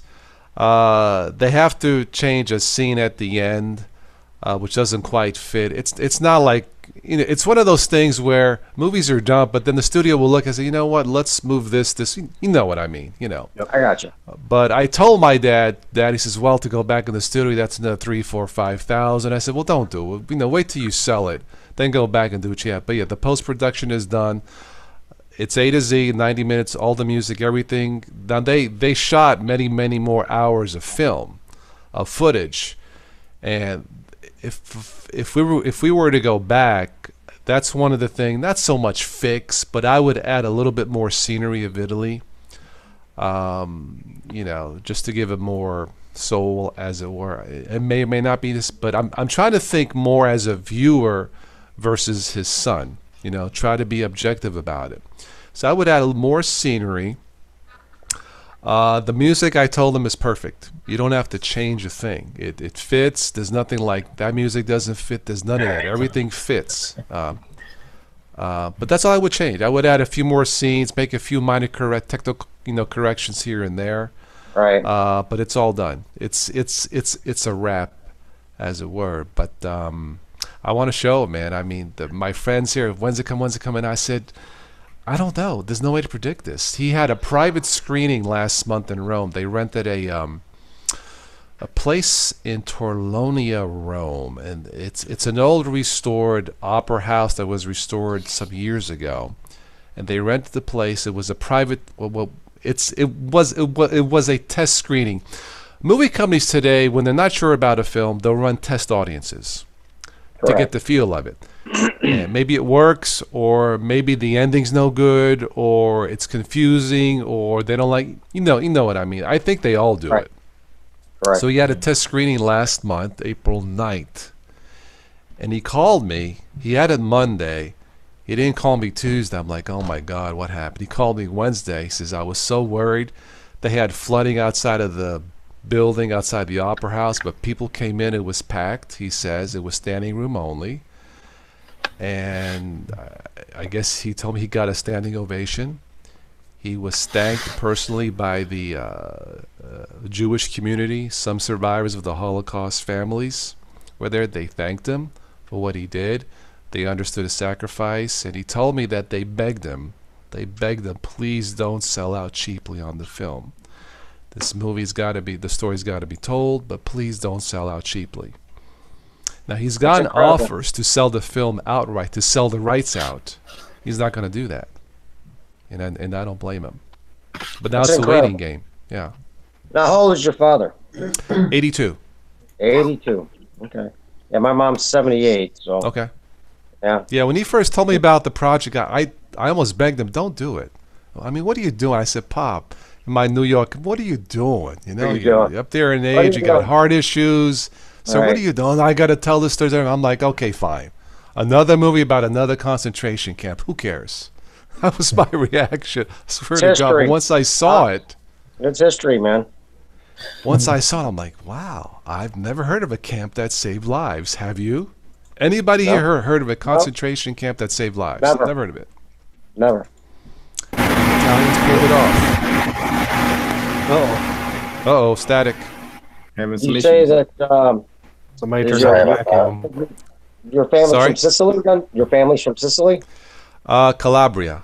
Calabria. Okay, well, okay. Southern... My mom's from Calabrese, Marco John. Yeah, okay. The camp part of that camp still survives in Calabria. There is a museum there. Every year they have like a memorial celebration there in Italy. I was texting or Facebook messaging a lady from England, and her father survived that camp. He was a professor there. Wow. Her father, yeah, and she sent me private photos. She said, please don't share these. I said, not a problem. But he was a professor there, and in his honor, they have a picture of him on the wall there at the museum, at the memorial. And I'm like, cool. And she says, when are you going? I said, I don't know yet, when the movie gets sold. But yeah, sweet lady, and I think last year, I think they showed a trailer at the place there, at the museum, at the memorial, and I think she met my dad there. She says, I was talking to a guy. Was that your dad? I said, if it's who I think it is, yeah. But she says, oh, I love the trailer. So I got an approval from her, you know. Nice. But I knew he had something. Once the Vatican approved it, they gave their endorsement or whatever. Then I knew he had something. So. Yeah, that's big time. It is. Will the Vatican endorsement help him with notoriety toss? I mean, if he has that endorsement, does that carry some weight when he goes and talks to people about the... You would think by now he would have got more than just the offers to sell the film outright, to sell the rights. But Italy is strange, man. Back in March, they had their elections. And my dad says, what a mess. I looked it up. They had 19 parties running. Wow. We can't get stuff here accomplished with 2 parties. So the politics is just... So, but yeah, he's a little bit frustrated, anxious, stressed. He says everybody loves what I've shown them. They thanking me, but no one's partnering with him for whatever reason. And it's not a controversial movie. It's not, you know, there's the backstory of Italians helping Jews in World War II against the Nazis. That's the backstory. And it's true, it really happened. The main story is a Catholic priest who never knew he was Jewish. He was a hidden child of the Holocaust. Identity changed to protect against the Nazis. He was never told until the end. And I think my dad met the family and everything. But that's how the story was written. So it is like it's offending anybody. I don't know. I really don't know what's going on there. You would think you would have got more offers or more. I mean, I spoke to the director of Romeo and Juliet. Hollywood director, seems nice. He liked the film, but there's no movement on it. Now, I don't know if it's because, well, it's my dad, and his last name isn't Spielberg or Stallone. You know what I mean. Yeah, I know what you mean. It's a local independent company there. My dad is a nobody in the business, sorta. I mean, he was in the acting business 40 years. He met Al Pacino, Robert. He worked with all these guys on The Godfather, but he wasn't a big star. He was a union guy actor, and that's it, And maybe that's why they're kind of like, they're praising for what he's done, but they're ignoring him because he's not a name. And maybe that's it. I don't know. Gotcha. You know the game. Yeah, it's a game. He's not happy about it. I know he's in a lot of stress. I've been avoiding calling him. Just let him do what he has to do. I don't want him to leave us before the film gets sold. That would hurt a lot. Yes. But and that's where we're at. He's ready to do it all himself, but he needs a partner to invest, and they'll split the profits, whatever it takes. But I know once the film gets shown, look, if he can get a standing ovation from a relatively small gathering, whatever, a couple hundred people there from the Italian community that was there, the Jewish community, I can imagine what can happen in theaters over there because it's their movie, it's their story. Right. Success will breed more success. Right, Definitely. right. It's just a matter of he wants to distribute himself, but he needs a partner, and that's where we're at. Toss, were you born in the U.S. or were you born in Italy? I was born in Brooklyn. You were? Okay. New York. Yeah, he was there about 40 years. He was in the business about 40 years. He retired in 2004, I think, something like that. Yeah, I think the last movie he was in with Denzel Washington. What was it called? The Preacher's Wife. Is that what it's called? I don't know. I can't remember. But yeah, he thought he was done. He thought he was done doing it, but then he came across this wonderful story, and here we are years later. So Well, Toss, I'm gonna have to leave you guys. I need to get to bed. I got to get up very early. Cool, man. Yeah, I'll be on for a little bit. I gotta step out for a minute. But. All right, I'll stick around a little longer. Yeah. All right, guys. Good seeing you, Derek. All right. See you next time, DT. Yeah, thank you. Take care, Derek. Take care, Derek. Somebody left. Let's see, some more music stuff going. Yeah, sorry, I didn't mean to ignore the chat. Let me type in this word here. Yes. I love Rush. I remember my drummer. So he's I'm a Rush fanatic from back in the Neil day. Peart's awesome. In fact, he was kind of the he's the brain best. Neil behind Peart. Rush, right? Hey, Tom. Neil Peart. Yeah. Tom, Yeah, if you ever want to read a good book, Neil Peart not only is a drummer for Rush, he's also an author. Yes, he is. Back in 1997, 1998, inside of a scope of like 14 months, he lost his only daughter in a single-person car wreck, and then his common-law wife passed away from cancer. Yes. And there's a book. Hard. Yeah, He's an incredible took a year. Right Yeah. at that time, he took a year and traveled the country on his motorcycle. Yeah, Yes. he did like 55,000 miles. He actually, from the time that He happened, went all over. That's countries. from the time that all those things happened to the time he went back in the studio, it was 4 years. But the name of the book is called Ghost Rider. I can't recommend it enough. His other books are really good too. Not after the movie. Not after the movie, of course. Somebody in the chat named Janosch Orkman. I hope I say that right. He says it feels nice to be surrounded by some of the Linux gods. Where? Where's he at? I don't see any. What? Wow, thank you. Like I said before, when Tim's daughter was in the room. Yeah. I think he meant Joe, right? Yeah. A bunch of middle-aged guys sitting around yapping about nerdy stuff. Yeah. Wow, Janosch, thank you. She's my youngest. She's 16. And I have 3 older boys. My oldest is 40 years old. My oldest boy, Jesse. Nick's 31, and Jacob is he'll be 29 in August. And Carly here, she's the most expensive of the bunch. Just put it that. Okay. Yeah.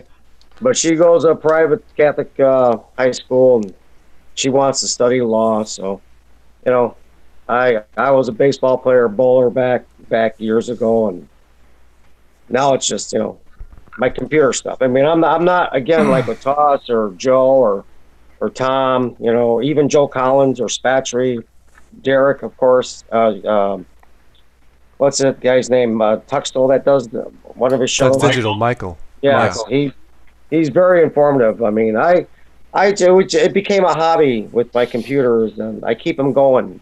Like Toss said, you know, budget. And, you know, my old one that we built in 2009, I redid it 2 years ago. I had to put a new power source. And, I mean, it runs beautifully well.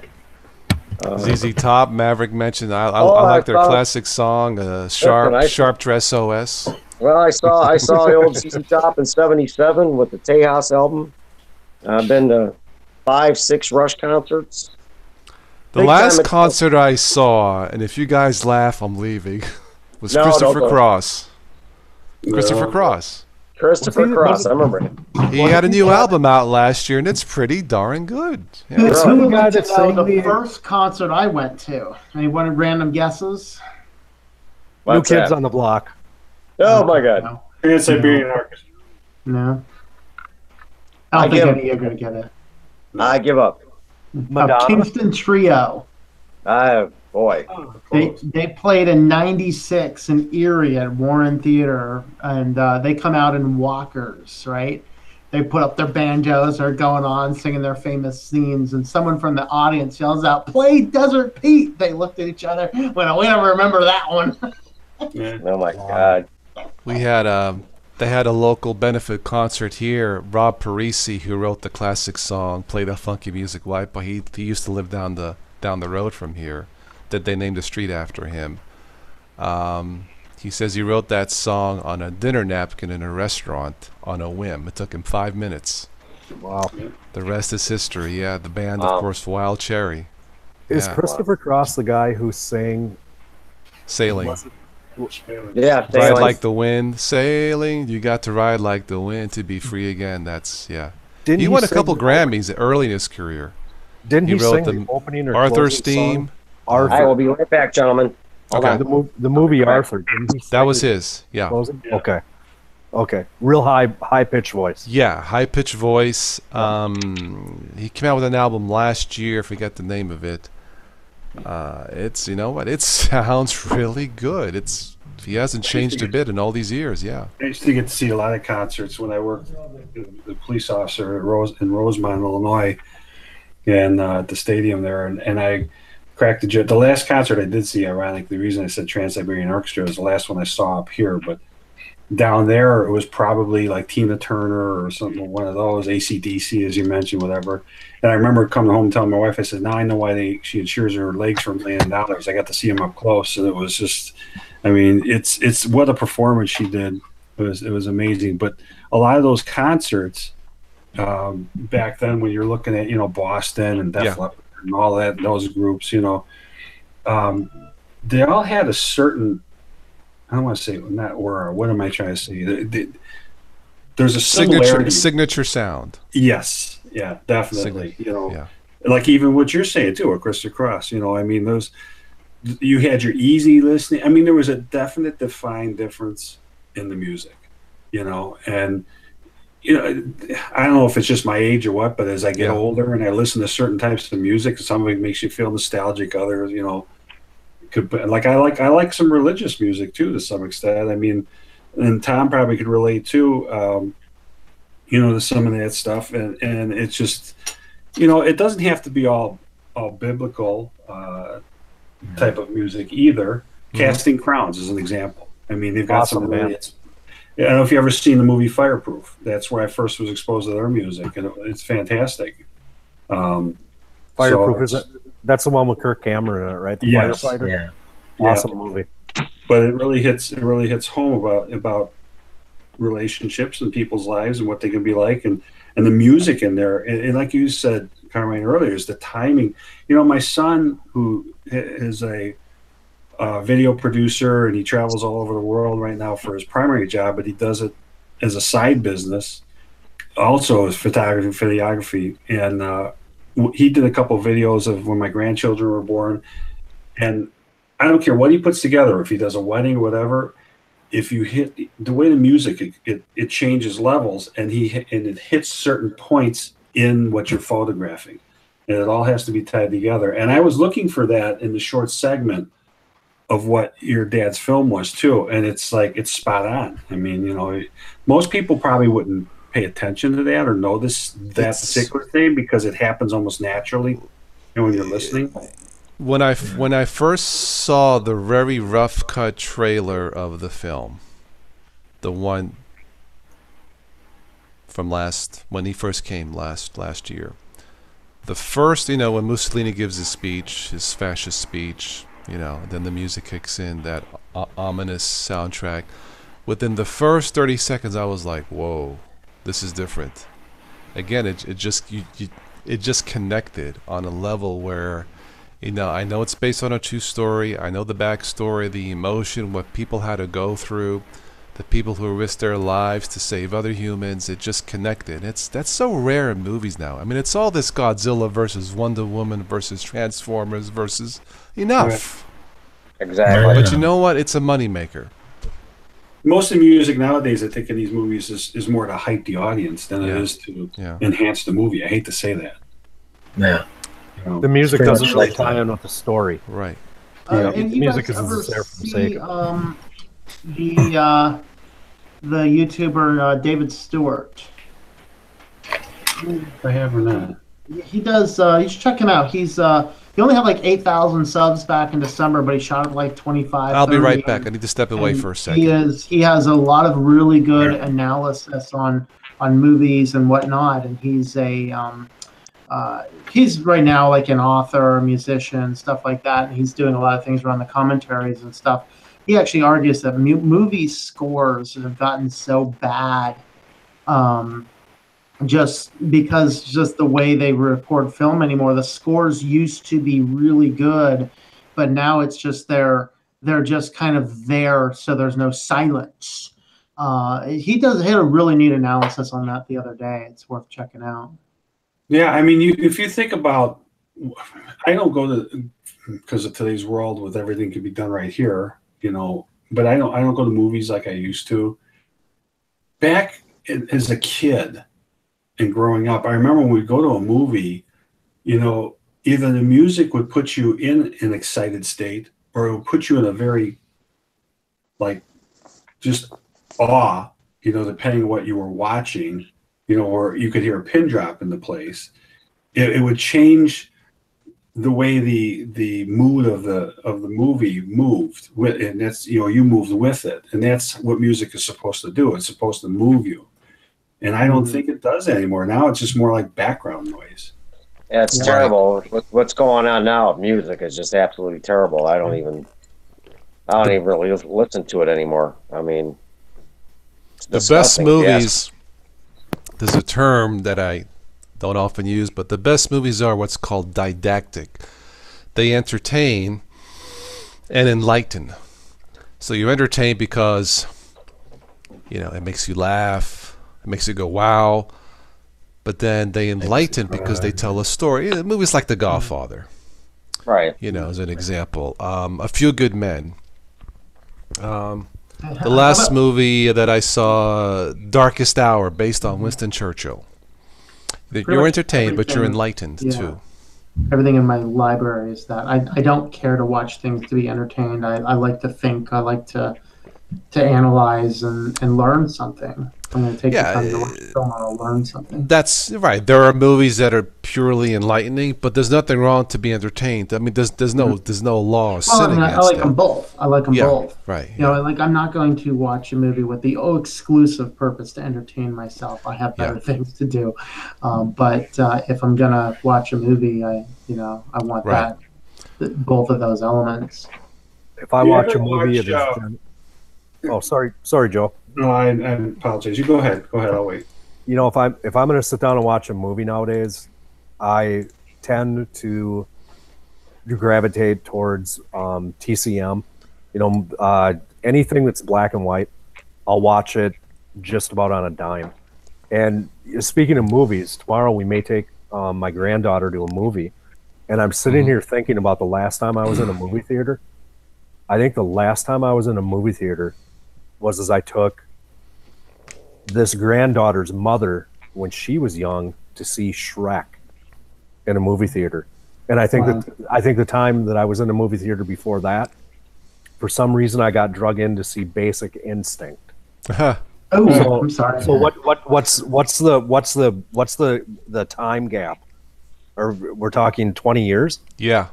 I've been in a movie theater twice in 20 years.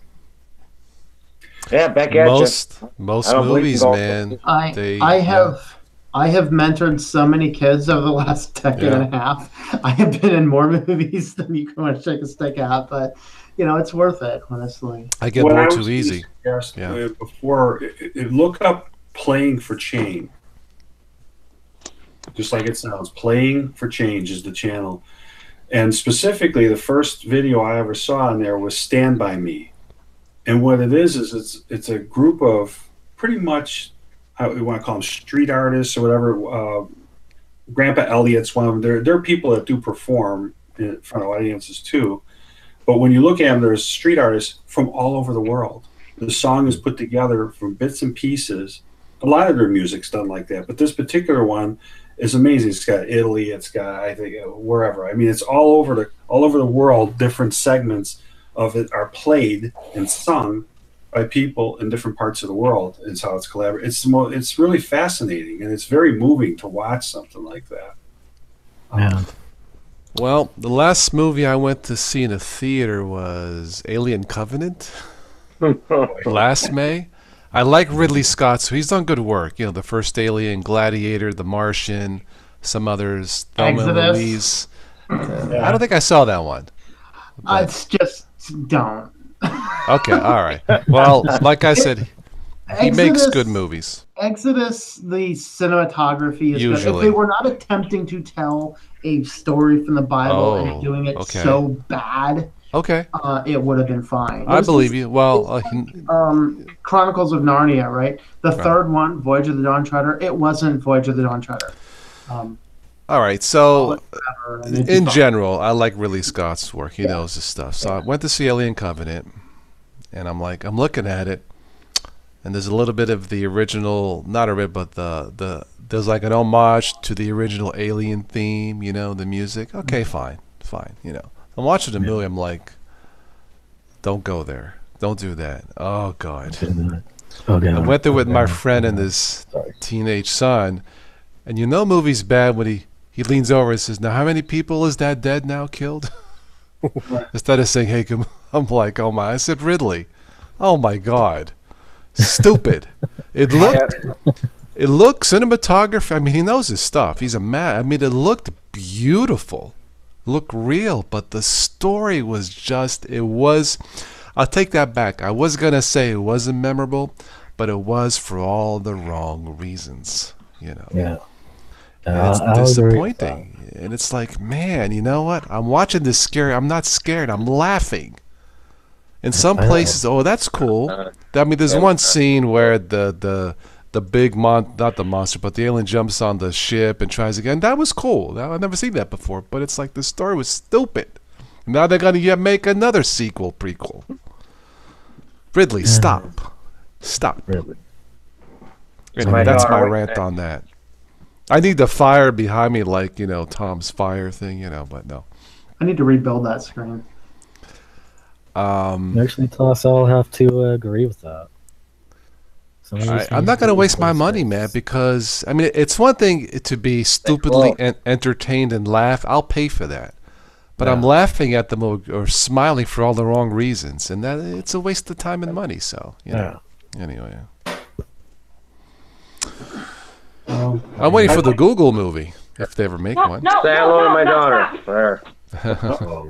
I got to use the phone right now because I don't have the other webcam I have an old webcam that doesn't work with the Linux. I got to use that on the Windows machine and just time I can. So I'm just using my phone right now, Toss. Welcome to Total Life Today.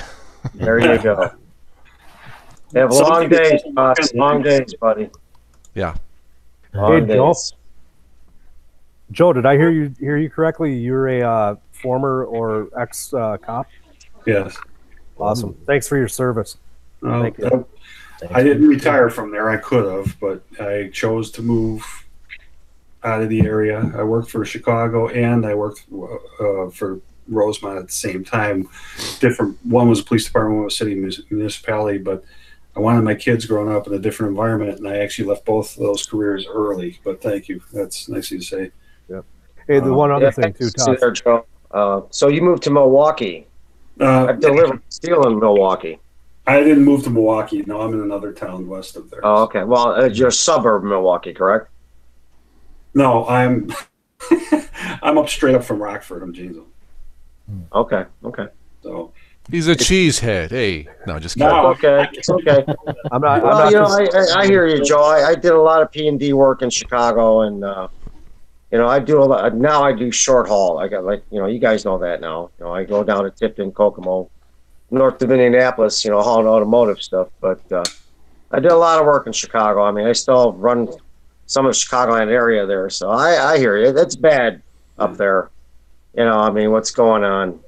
It's funny how many people they even until this day when I moved up here. Oh yeah, I went down to Chicago. Where about? Oh, Woodfield Mall. I said that's not Chicago. No, it's not Chicago. It's Chicagoland area. It's Chicagoland suburbs. That's what it is. But I get drivers now that guys out in Joliet or Mundelein or Bensonville, Elk Grove, whatever they're doing, and they're like, well, I've been in the city. I've done a lot of that, and all this area here is nothing but Chicagoland area. Now, where I'm from, and where I'm from, Chicago Heights, and I'm 35 miles south. Right. So, and these guys are just, again, like, who was the one that said the morons? Who was that said that? Was that you, Tim? Tim, yeah. That was you? And it's unbelievable. So, and I've hauled mail a lot of O'Hare to Toronto and all that stuff. And it's just, I'm to the end of the game now. 60, I'm done behind the wheel. I'm 57 now, like Toss. And, I got 33 years in this.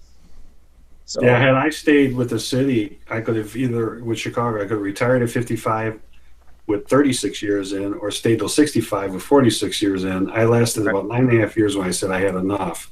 Exactly. But I was born in Little Italy. Okay. Downtown Chicago over there. So I got you. Neighborhood. So that's where I'm originally from. Okay. South side. Yeah, and then south.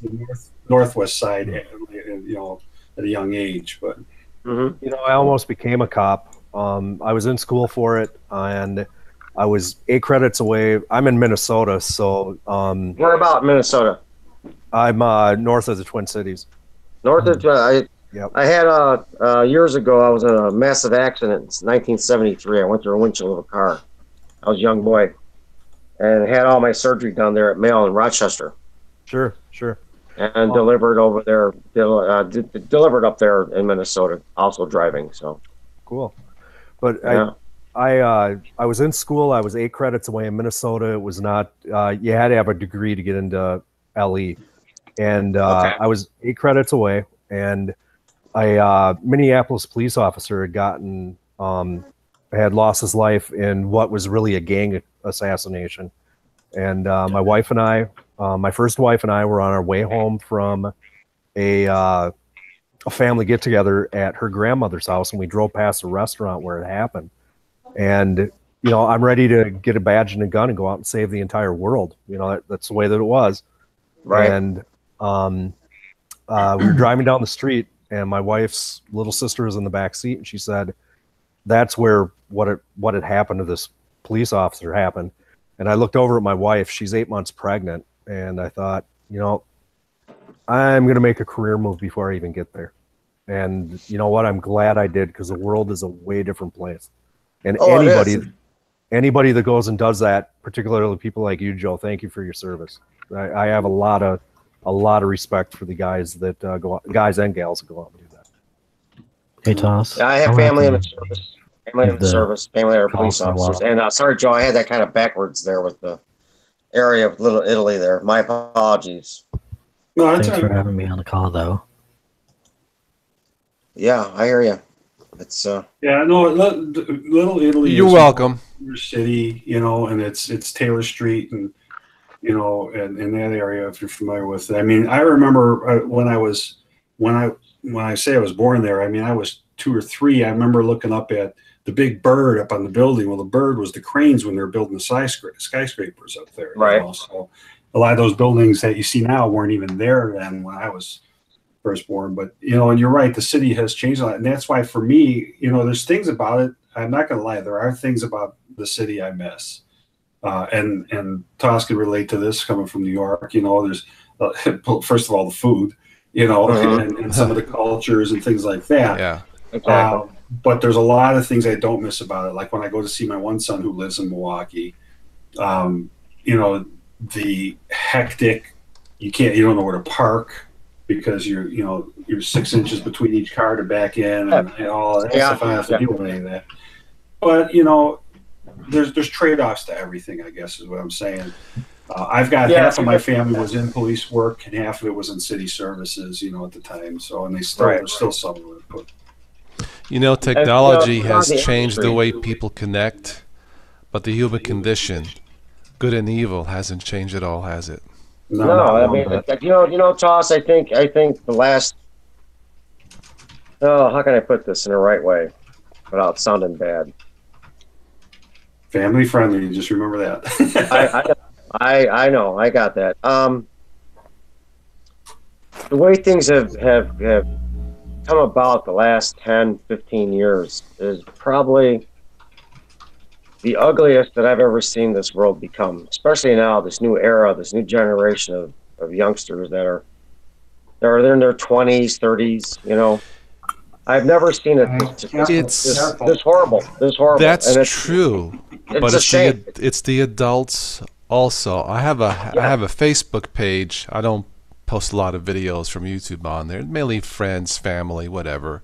Share some photos. I mean, it's easy. I mean, I know the privacy thing, but I kind of already knew that. But that being said, I don't post religion and or politics. Right. Because invariably, unless the person or persons are grounded, you cannot win. But I see posts every day, and I'm like, an example would be, oh, thank God he won because he was sent here to save us, or thank God she won to save us. I'm like, really? Have you heard of Jesus Christ? Yeah. Just gonna say that. I'm just gonna throw it out. So, but I don't post that. Exactly. You know, but it's like, let's get real, all of us, left, right wing. I mean. The only wings are like a buffalo wings. I'll put it to you that way, you know. Okay. Well, what I mean by what I'm saying is, it's just the ugliness of what's going on in the world today. Right. Has you know, of course there's been terrible crap happening since before you and I were born. Okay. Yes. Right. And you and I are both 57 years old. Joe, I don't know how old you are. Same age. I'm sorry. I'm the same age. Same age. Okay. Okay. Again, the last few years, 10 years. So let's just go 10 years. I've never seen it so disgustingly horrible. And you know, my daughter is the youngest that I have, and you know, and you try to ground them, give them fundamentals, foundation, you know, so that they have a life, because it's not like it was when we were growing up, Toss. And then our parents and their generation. I totally agree. It's hard for me to put in words. My daughter could probably put in better words than I could. She's a reader writer. So.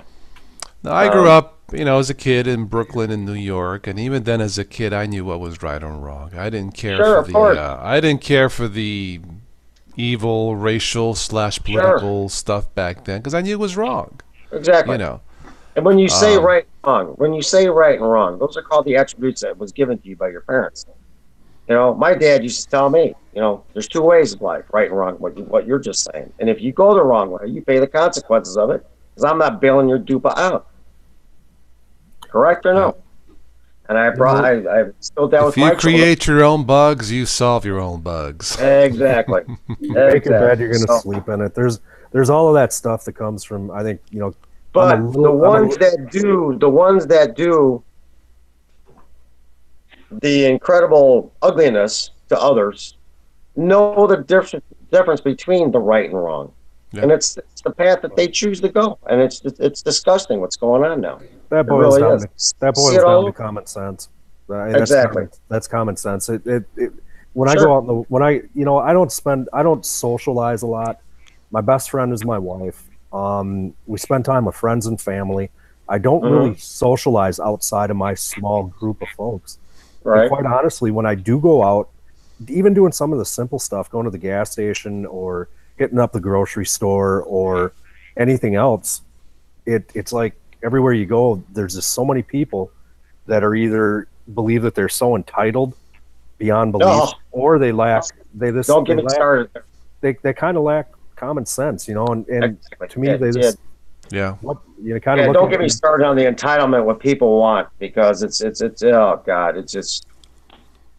And Joe, you know this. You're a Chicago police officer, or you work law enforcement, so you know what the ones that.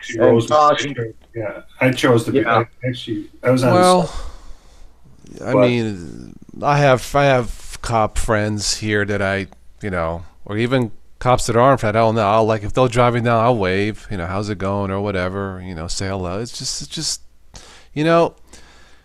choose love over hate. Oh, I agree. Right? I agree. Choose peace over war. Choose run away versus to fight. It's common sense. Make the right choices, not to be a chicken or a hero. It's just the right thing to do. But a lot of people have a tough time doing that, and that's the problem. I always use the analogy. I always said it's harder. It's easier to break a glass than to fix it. And it's kind of the same thing. I hate to say this, with following the wrong path sometimes. Mm-hmm. It seems more, especially when you're younger or you're a kid or whatever, it seems more fun and intriguing to go down a path that maybe you shouldn't, because of the curiosity of it and wanting maybe to see what would happen or what you could get away with or whatever. But when you become adults and you make conscious decisions to do the wrong thing, that's a whole nother matter. You compare it when we were kids growing up, but I think a lot of it is there's no fear of consequences anymore in today's world. You can't be a parent. Not that, and I'm not saying I'm an advocate of a parent hitting a kid, but darn well, all of us, especially, and I'm sure it's any household, but the Italian household, that was the way you were raised. Is you interrupted when you were talking. In my house, my father had these two fingers. You got it across, and you did that once, and you knew you weren't supposed to interrupt. Oh, Kenny, screwed up my. So it's some of the old school methods of having a little bit of fear, Well, here we go. We are surrounded by technology such as this, which is great. We connect, we meet new friends. Hey, you're like me, I'm like you. We're on the same page. And this is great. Technology is a tool, but it still comes down to the human condition, who we are and what we do. Where on our list of priorities is that technology falling? It's exactly what it is. But some people today, they almost flip-flop that. It's like, time out. Whoa. All right. I'm back. Best operating system is yourself. Use it wisely, you know. The tools only work if you're behind the wheel. If you're the one pushing the buttons, you're the one doing whatever. Right. It still comes down to you operating it and making the choices. Yeah, sorry I went on my rant there about that. That's okay. I just see a lot of, idiocy. Technology is changing the way people kids with work. Yeah. I mean, I hate to say technology is, I love technology, but I also hate it. It's a love-hate relationship because I see what it's doing in a lot of ways. I mean, I said this before on past shows. I posted a picture a while back that I spliced together, and it was a photo of a 1950s family having dinner. Everybody's sitting there. Matter of fact, they were even dressed in, the father was in a suit jacket or whatever, but they're all sitting around actually eating their meal and having conversation. And then a more modern day where everybody's sitting there with an electronic in front of them, whether it's a laptop or a Exactly. phone, and not even necessarily always eating at the table. Right. I mentioned that and just seeing the change, what happened it was around 2010 with this, social media revolution, digital phone revolution. There was a family that I knew out here I went to church with, and they had, 4 young kids at that time, and I would go out there a lot, and we'd play games, board games, card games, talk, communicate. We have dinner, and whatever. And I had moved out for a few years right during that digital revolution thing. When I moved back, I went over to their house again. First time I went back to their house, and after dinner, same family, same people, but after everyone's done eating, every one of them, 2 parents, 4 kids, all pulled out their smartphone, and the rest of the night, everyone was like this around the dinner table. I mean, it was crazy. And I don't play video games. This is simply a tool. I use my smartphone so seldom. The only reason I don't get a dumb phone is internet when I'm traveling, and it's so uncomfortable. I mean, I had to leave. We don't know when to say Google. Not now. I want to shut you off. Well, it desensitizes, I think, the human beings nowadays. And, there's a certain amount of anonymity that people think they have by sitting behind a computer screen and a keyboard to be able to say things. Now, they could have 500 people on their friends list and think that, hey, I've got the computer between me and them. And there may be a certain amount of that. But the truth of the matter is they're leaving a bigger and easier footprint now than if they went there and they put their fingerprint on something physically. I mean, I think it's a false sense of security to some extent with this. And that's why I say I love and hate it at the same time, because it literally, there was a post not that long ago that they were saying, should it be termed a medical condition or an addiction? I can say to a point there's an addiction, but I wouldn't say it's a medical addiction. I don't necessarily agree with that, because if they're looking to right away they're going to medicate somebody for it. I'm definitely not an advocate of that. I think what it comes down to is being able to unplug the cord. Yeah. I think we've all gotten this way. Like for me, even like Derek got rid of his Facebook. I would love to do that, but at this point, for me, I started it originally because of my businesses, and I've actually been able to connect with people that I haven't seen in 30-something years. Now, somebody had made the comment and say, "Well, if it's important enough, you would have found each other anyway." Well, this made it easier to do without having to do a big search and whatever else. But the reality of it is would my life end tomorrow if I terminated it? No. How much would it change? Well, there would be. I actually took myself off it for a little bit just to see, and you feel like, just like what you mentioned before a while back too, Toss, and I've said this before. You forget your phone at home. You feel like somebody cut off your right arm, because it gives you that sense of. I don't like that feeling at all. Comfort. I really don't. Yeah. You're used to it now. It's like to be without it. We lived in a world, but see, the difference was too, when we grew up without these phones, there were pay phones on the corner. I mean, worst you had to make a phone call. You scrounged up a dime and you made a phone call. Yes. How did we get by? Ooh, how did we live? Ooh, Right. Well, look at drivers now too there, Joe. These new drivers that come out with these automatic trucks, they don't even teach these guys how to drive a big truck with a stick shift. I run a 10-speed, 13-speed, And the thing is that back in the day, like what you're talking about, no phones, there was maps. These guys don't even know how to read a map. Right. You went and got a road atlas, and that's what you carried with you on a trip. Exactly. And the scary thing is, if you don't have a map, you could at least have a real vehicular GPS, because don't rely on a cell phone, because you leave a data area, you're done. Yeah. I don't mean to interrupt you, Tom. I'm sorry. But a lot of times you don't even trust those GPSs. They'll throw you out in the bushes somewhere. Yeah. They're homicidal. I'm telling you. Yeah. We need to know how to read maps. Yes, they have to. I mean, it's good to do a Google map to match up where you're going, but you got to have a map. I see all these guys now that are driving, and I tell them, I mean, it's not like running a machine. You can be trained in a month. Yeah. It's 5 years of being green driving a truck. Then you start learning. After that, then you start learning. Okay, you start learning the ins and outs of do what you're doing and to have your stuff legal with your axles and everything else and distribute weight and how to chain down and you know, everything's secure. There's a science behind it, isn't there? Everything, but it's all experience. It's a learning curve. It's called growing pains, okay? And these guys, I see them all the time. They don't have tools in their truck. They don't have a map in their truck. They're looking at their phone for their Google Maps. Google has taken over their lives. But as Joe had said, yes, it's a great tool to have, but you also have to know how, if the grid fails, you have to know how to sit there and finagle and improvise to make things work when the grid fails. That's one of the problems I see with, you know, with technology. I love it. You know, yeah, I wouldn't say that if I left my phone at home, if I just ran to the store to get a gallon of milk or something, I'd feel like I was disconnected.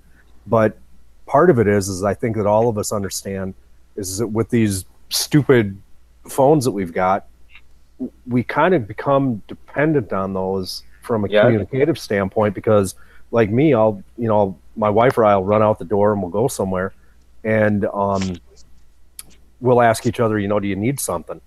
And nope, we're cool. Well, one of us inevitably will get to the store and we'll go, hey, didn't he or she say something earlier today that we were out of something, or, you know, whatever the case was. And, you know, the technology brings this such a convenience to it, but with that convenience, there's such a reliance on it. It just stinks. Technology is a balance of the human condition. I mean, technology has brought us here. Yep. So it's not all bad. No, it's not. I agree, Tom. I agree.